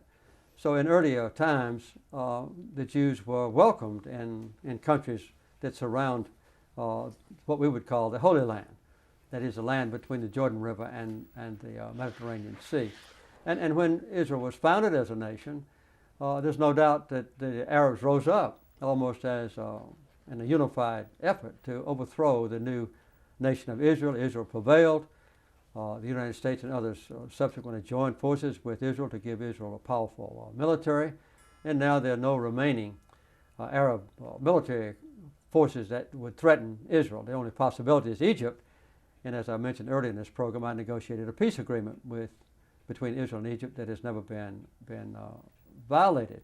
When Israel was fighting the Arabs right after 1948-49 and prevailed, Israel expanded its territory. And then when they were attacked in 1967 in the Six-Day War, Israel occupied much of the territory of the surrounding Arabs. And Israel was given 77% of all the Holy Land. And 22% went to West Bank and 1% to Gaza. So Israel was given the overwhelming portion of the land between the Jordan River and the Mediterranean Sea. The Palestinians just had a tiny bit in the West Bank, 22%, less than a fourth. It's that 22%, though, that the Israelis have insisted on colonizing and confiscating, and within which the persecution that I describe in my book is described. Los Angeles, hello. Mr. Carter? Yes. I'm a pleasure to meet you. I met you in Borders in Los Angeles when you were selling your book over there, and I bought it. I think you were an excellent writer, and I really would like to know one thing. What do you think of Mersheimer and Walt's view on this subject? I'm sorry, caller. Could you repeat the question, because neither of us understood you? Okay. Just the question part. I'll ask Mr. Carter what Mersheimer and Waltz sent it to England to be published. We couldn't publish it here. And I was wondering the London Review of Books, and I would like to know what he thought of it. Well, I haven't read the whole thing because, as you say, it wasn't published here, and I haven't taken the time to call it up on the internet, which I presume I could. But I've read about it. And it's been quite controversial. What they allege is that there's a powerful and very effective lobbying effort in this country on the part of an organization called AIPAC, which is really American Friends of Israel. And I have no quarrel with the facts that they presented, with which I'm not thoroughly familiar, but I also have no quarrel with any group's right in this free nation to express their views and to exert their influence. And AIPAC does indeed have a powerful influence in Washington, and I'm sure in even state elections and so forth.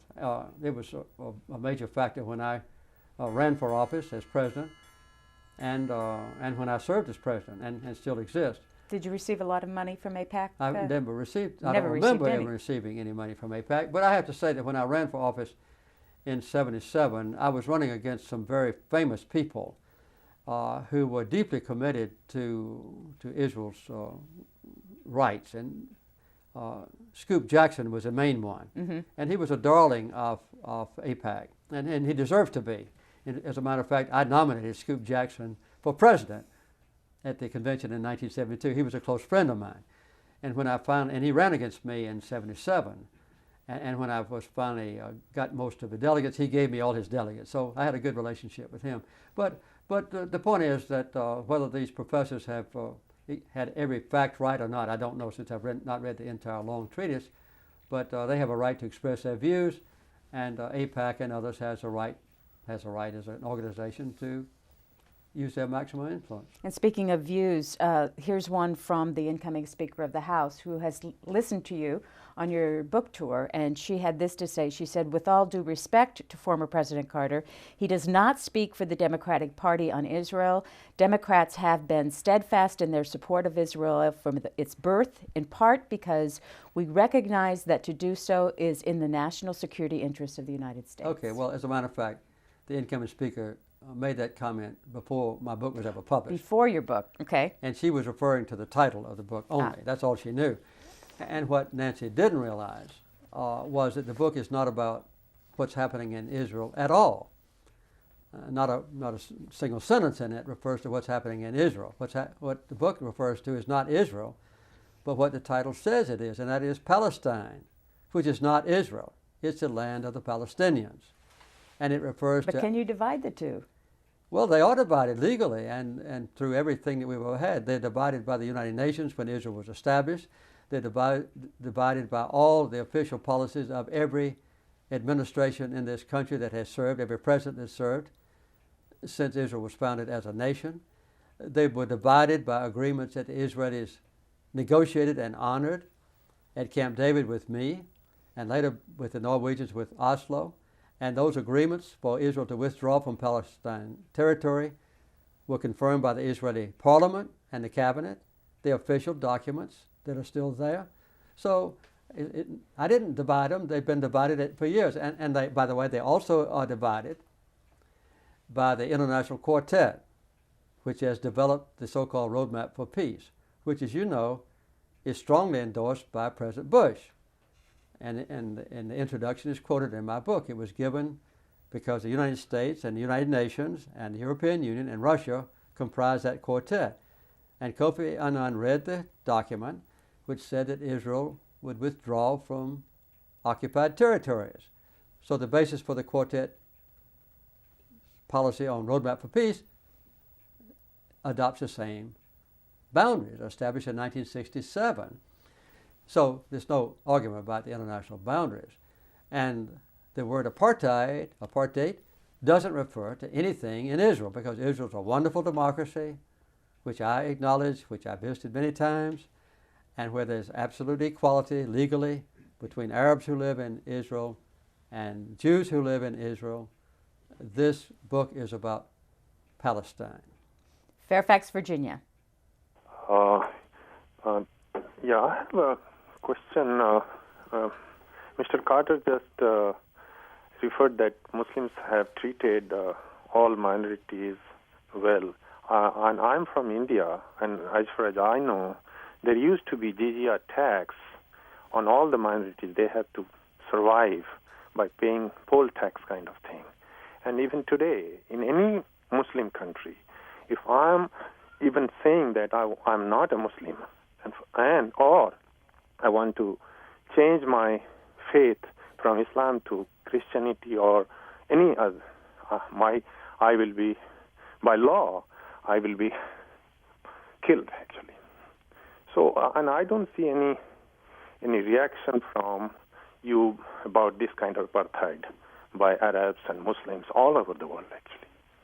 Mr. Carter. Yes, well, I don't mean to say that Muslims treat Jews and Christians the same as they do treat Muslims, because obviously in countries like Saudi Arabia, to proselytize or to try to change a Muslim into a Christian or a Jew is a crime, and is totally prohibited. No, as a matter of fact, it's in all. If you let me finish, if you let me finish, then you can comment. And in India, I've just come from India, as a matter of fact, and India, it's against the law in many places to try to convert a Hindu to a different religion.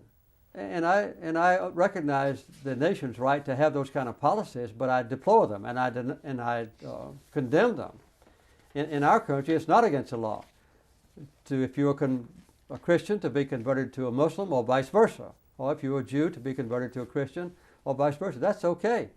But I certainly wouldn't allege that in India, or where they have some Muslims, mostly Hindus, or in Saudi Arabia or in Sudan, where I spent a lot of time, that Christians are treated the same or Jews are treated the same. Obviously, they're not.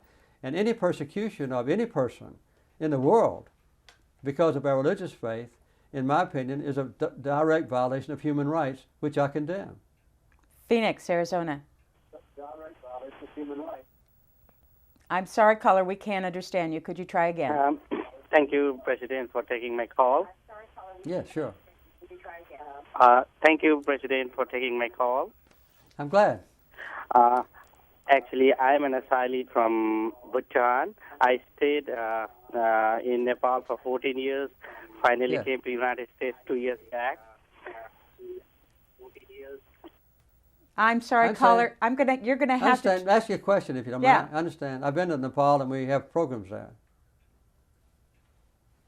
Unfortunately, what it is he has his volume on his television set up. We're going to put him on hold and see if we can get him to take that down so that we can hear him better. Let's go to Cordova, Alaska. Hello.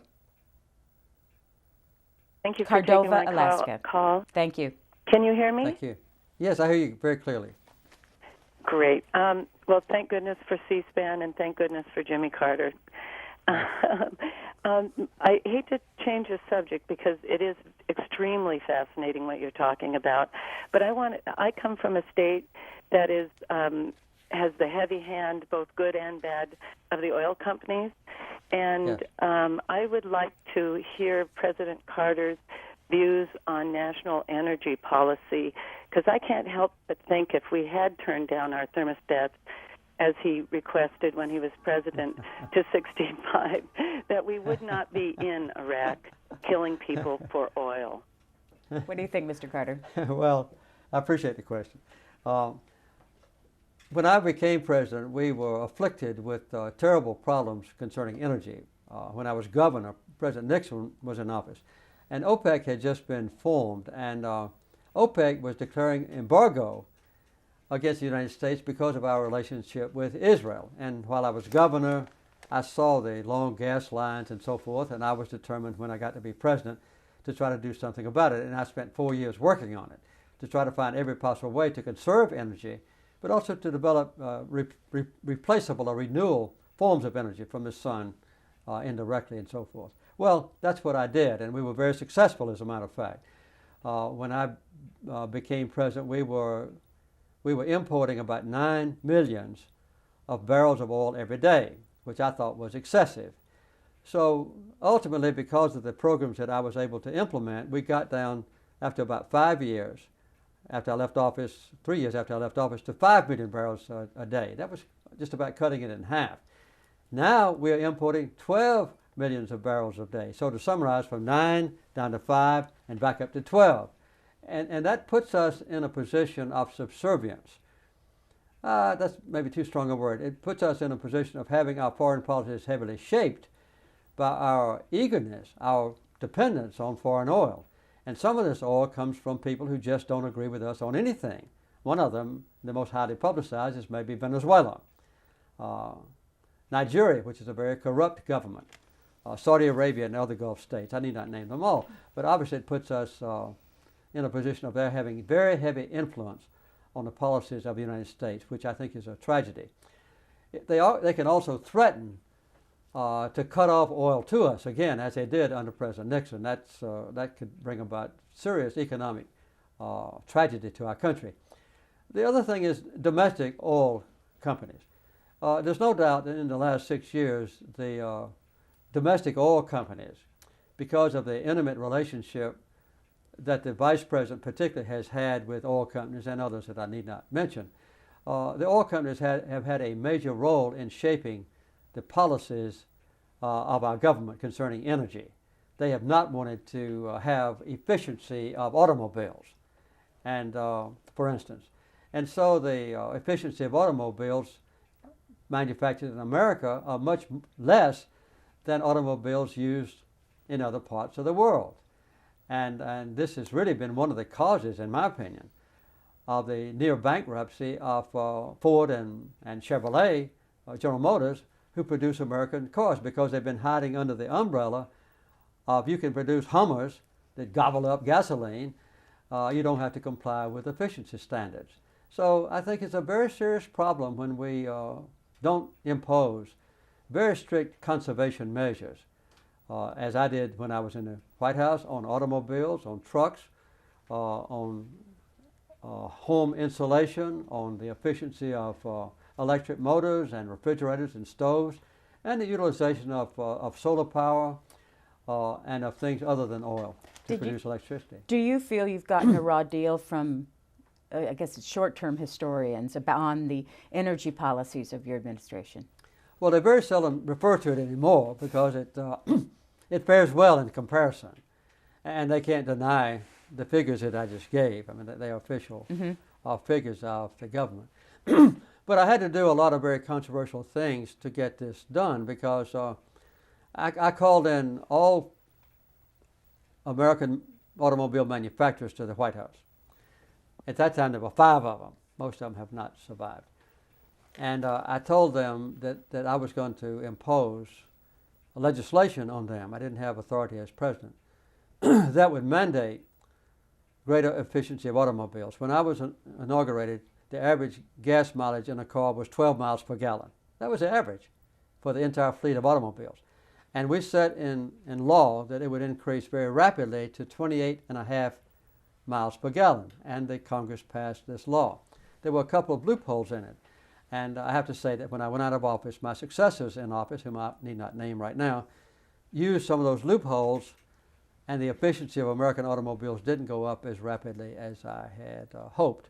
And now there are a lot of loopholes in concerning SUVs and the weight of automobiles and that sort of thing. But yeah, I feel proud of what I did, and the early criticisms of my very strict energy policies, I think, it pretty well died away. What? One more question on energy. With your background as a submariner and your background in nuclear energy, do you support nuclear power, expanded use of nuclear power now? Absolutely, I do, and I always have. I've been involved in the early design of the very first nuclear plants that produced any kind of power. Sometimes they would only light up a few light bulbs, and later they became, as you know, producers of a good bit of our power. And other nations have gone into nuclear power with no danger to the people around them. France, Japan, many others. There have been a few accidents. We had an accident at 3 Mile Island, as you remember, in Pennsylvania when I was president. Nobody was hurt. Nobody was killed, although there were a lot of horrible threats written in the Washington Post and so forth. The next day, my wife and I went to 3 Mile Island, and we went into the control room with TV cameras just to reassure frightened Americans that it was okay. And after that, I appointed a committee headed by Admiral Rickover, one of the strictest men I've ever known in my life. And they, they prescribed even stricter rules on the monitoring of you might say, electric power companies to have safety precautions. So yeah, it's perfectly safe. Hickory, Pennsylvania, hello. How are you doing? Go ahead. Phil. My name's Phil Fumera from VA. I'm the senior vice commander for the Disabled American Veterans Organization, and I feel a lot of veterans have been discriminated. A lot of veterans from Vietnam, especially, have been put in jail because of drug problems and stuff that that occurred from being over in Vietnam, and they were never properly treated. Also, I been trying to figure out why veterans have to pay these co-payments and all this other stuff. I thought when we served our country, we earned our benefits. We could give. What's your question, caller? Well, I want to know why this occurred and what veterans could do about this, because I see a lot of waste in the VA system where you have duplicated services, and not only in the VA system, but a lot of departments in government too. Okay, thank you very much. Answering the question earlier, I think that there have been a lot of comments made about this. I just read a speech that Bill Moyers made, I think at Harvard University, no, at West Point. And one of the sections of his speech was concerning the mistreatment of veterans by the present administration and how quickly veterans could get benefits and how many of them, their families couldn't get pension funds until long delays and things of that kind. And I deplore that very much. And I think that one of the best ways to address it is for all the veterans administrations, organizations, Disabled American Veterans and others, to combine your efforts and to let your members of Congress know, or send delegations to Washington to speak for the veterans. I faced this when I became president, because at that time, if you're a Vietnam veteran, you know that Vietnam veterans were not heroes.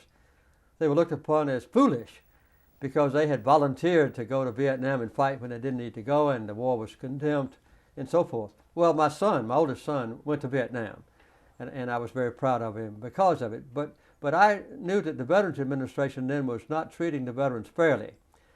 So I appointed a Vietnam veteran, a triple amputee named Max Cleland, to be the director of Veterans Affairs. And he understood the plight and the need and the neglect of veterans, including Vietnam veterans. And he brought tremendous reforms to the Veterans Administration. Well, and I elevated him, by the way, to a full cabinet post. That has now been changed. So in many ways, there is a kind of a quiet desire on some top officials not to acknowledge how costly the Iraqi war has been, and to kind of not publicize how many wounded veterans they are, physically and mentally, and to keep it kind of under wraps. And you know, there's even, I think, a law now, certainly a directive, that no caskets coming back into to Dover, Maryland, Dover, Delaware, can be photographed. And you rarely see any news media of a veteran being buried. So I think that this is a new era in our country when the needs of veterans and the plight of veterans and the sometimes neglect of veterans is not getting adequate attention. And I hope that because of your comment and maybe this C-SPAN interview and maybe speeches like Bill Moyers made at West Point, and just recently, as a matter of fact, these kind of things will be corrected. An emailer asked, we remember fondly reading material written by Matty Stepanek, and we understand that you were a hero of his. If you would, please talk a bit about Matty, including how his mother has been doing since Matty's passing. Well, his mother is getting along, I think, fairly well, although she has the same disease that caused Matty and all of his siblings to die at an early age. Matty was just about between 12 and 13 when he died. He was my hero as well. I spoke at his funeral. I made the main speech at his funeral. And I said then that I had met leaders around the world, I had met famous scientists. I had met Nobel laureates. I had met famous writers and poets. And the most extraordinary human being that I ever met in my life was Matty Stepanek, whom I got to know when he was about 9 years old. He was a poet, he was a philosopher, he was dedicated to peace. He was an extraordinary writer. I was partnering with him in his last book, Just Peace. He and I planned that book together when he was still alive. And he left detailed instructions with his mother and with me that after he was dead, he wanted this book published. He wanted me to write the foreword to the book, and he wanted me to write what he called an afterword, which was looking to the future after he died. And he exemplified, in my opinion, the highest possible moral values and every other kind of value of a human being. Okema, Michigan. Yes. President Carter, it's an honor to speak with you, and I want you to know I voted Republican all my life, except I voted for you, and I've never regretted that choice. All right, thank you. Here's my question. In a democracy, we need a very strong free press. And what is your view on large multinational corporations that own most of our news organizations today? How can a press be free from its master when they spend so much money to influence politicians today? And I think the Israeli-Palestinian conflict is a good example. It is always broadcast as a one-sided story in the United States. Thank you for my question. Thank you. Well, I would guess that most of the news media are adequately free. They certainly are influenced by public opinion, and they quite often are influenced by the owners and publishers of the periodicals, magazines, newspapers, and radio, television, and increasingly, as you say, they are owned by the same people. And this causes me concern. Most issues are pretty well discussed on both sides. One issue that's not discussed on both sides is the one that I address in this book, and that is what's happening in Palestine, and what is the only avenue for Israelis to have peace in their own territory. I think the best newspaper in the world is the New York Times.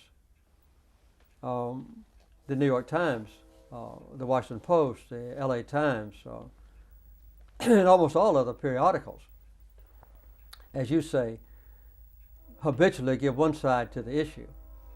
I mentioned earlier the most highly publicized prisoner in the Middle East is a one soldier that was captured by the Palestinians when they dug a tunnel under the wall and captured an Israeli soldier and brought him in. You won't read anywhere in an objective way that this compares to 9,200 prisoners that the Israelis are holding, including about 100 women and 300 children, some of them as young as 12 years old. So it's a subject that needs to be understood and debated. But the reason for this bias and this closure of opportunity for, I would say, eager American citizens to know both sides, I can't explain those reasons.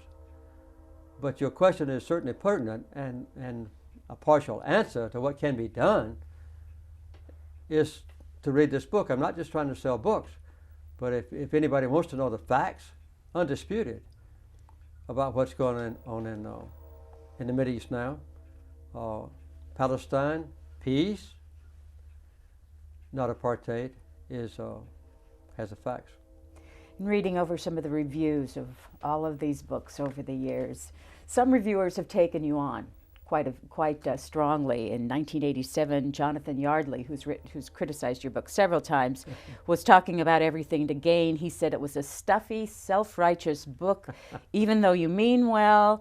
And we are both grateful and respectful of you. It remains that everything is to gain is no more to offer than any level-headed article in a supermarket magazine. How do you deal with the criticism of your writing as we're sitting here in this room, the writing product? Well, it used to hurt when I read negative reviews like this from dopey reviewers. I don't know him, but I presume he's not quite a balanced, objective reviewer. Some of them make it clear in their reviews that they despised me as a politician or something like that. I mean, they express their bias in their view. Others don't. And the worst review I had of my poetry book was from the Washington Post, who scoffed at the poem in there about Rosalyn, my wife. It turned out that in balance of all the hundreds of reviews that I got, the favorite poem was the same one about Rosalyn. And so you have to roll with the punches. And I would say that over a time, I've become about as immune to the criticisms as I was when I was a candidate, and people didn't like the prospect that I might be state senator or governor or president. Staying with the poetry, there is another poet that you are very that you like very much besides Dylan Thomas. Who's that? Well, it's Miller Williams. Miller Williams he was a poet of the year. I've forgotten exactly which year, early in the 90s. He gave the inaugural poem when Bill Clinton was inaugurated the second time. He's from Arkansas. He's a personal friend of mine. And he came here to Plains, Georgia, one night in a cafe and to read some of his poems. And I sat with him during the meal, and I told him I had written some amateurish poems. And he said, "How would you like to write some more adequate poems?" I said, "I'd like it very much." He said, "Well, but would you be willing to go through the discipline of a rapid college course, a university course on poetry writing?" I said, "Yes." So he organized one or two poets at the University of Arkansas, and they put me through terrible discipline, and sometimes scoffing at my efforts. The only rule I had was that they couldn't write a single word in a single line of my poems. So I would send my early versions to them, and they would take great pleasure in criticizing what I had written. Did it help your writing? Oh, yeah. Eventually, I wrote poems. I'm very proud of the poems in my book. And as I say, the book's been a good seller and ultimately got some good reviews. He wrote a poem for you when you moved back to Plains, Georgia, as you well know. For President Jimmy Carter on his homecoming was the name of the poem. And part of it says this: "They have begun to recognize and measure how carefully you watch the hours strike into the future where we live and die, how carefully you were responsible, and seemed, of course, to be astonished by a world outrageous in its vanity, world unsurprised by greed so terrible it would desire complete catastrophe." Oh, I see. Is the world still outrageous in its vanity, and do you agree? Well, there are elements of the world that still is plagued with vanity or superiority or the derogation of people who are different, which leads to scorn and criticisms, ultimately to abuse, and in extreme cases to depriving the other people of a right to live. And vanity is one of the causes of this attitude toward life, which is obviously contrary to the basic beliefs of every religion on earth and every ethic standard on earth. So he was quite generous in his poem. I didn't know Miller Williams when I was elected president. So James Dickey, another Southern poet, wrote the poem for my inauguration. So I've been influenced. I should have mentioned James Dickey is another one of my favorite poems. But I've retained a correspondence with Miller Williams, who after I left the White House, he became the publisher of books from the University of Arkansas Press. So now when my books in hardcover go out of print, we try to get the rights transferred to the University of Arkansas Press, and they continue my books out in paperback indefinitely. So now, he's promised that to you, right? Yes. That he will keep all your books yes. in print. He's not any longer the publisher, right. but his successor has done that. So when I got ready to write this book about Palestine, obviously I knew that I would use some things out of the older book that I had written, The Blood of Abraham. So I had to let the publisher of the University Press know that I would give them credit for it, and also I promised as a quid pro quo that I would write a new afterword for the paperback version of Blood of Abraham, which I have done. Thank you so much for joining us for 3 hours, and thank you for your hospitality here in your house. This is In Depth, where every month on the first Sunday of the month, we interview an author on his or her full body of work. Thanks. It's been a great pleasure.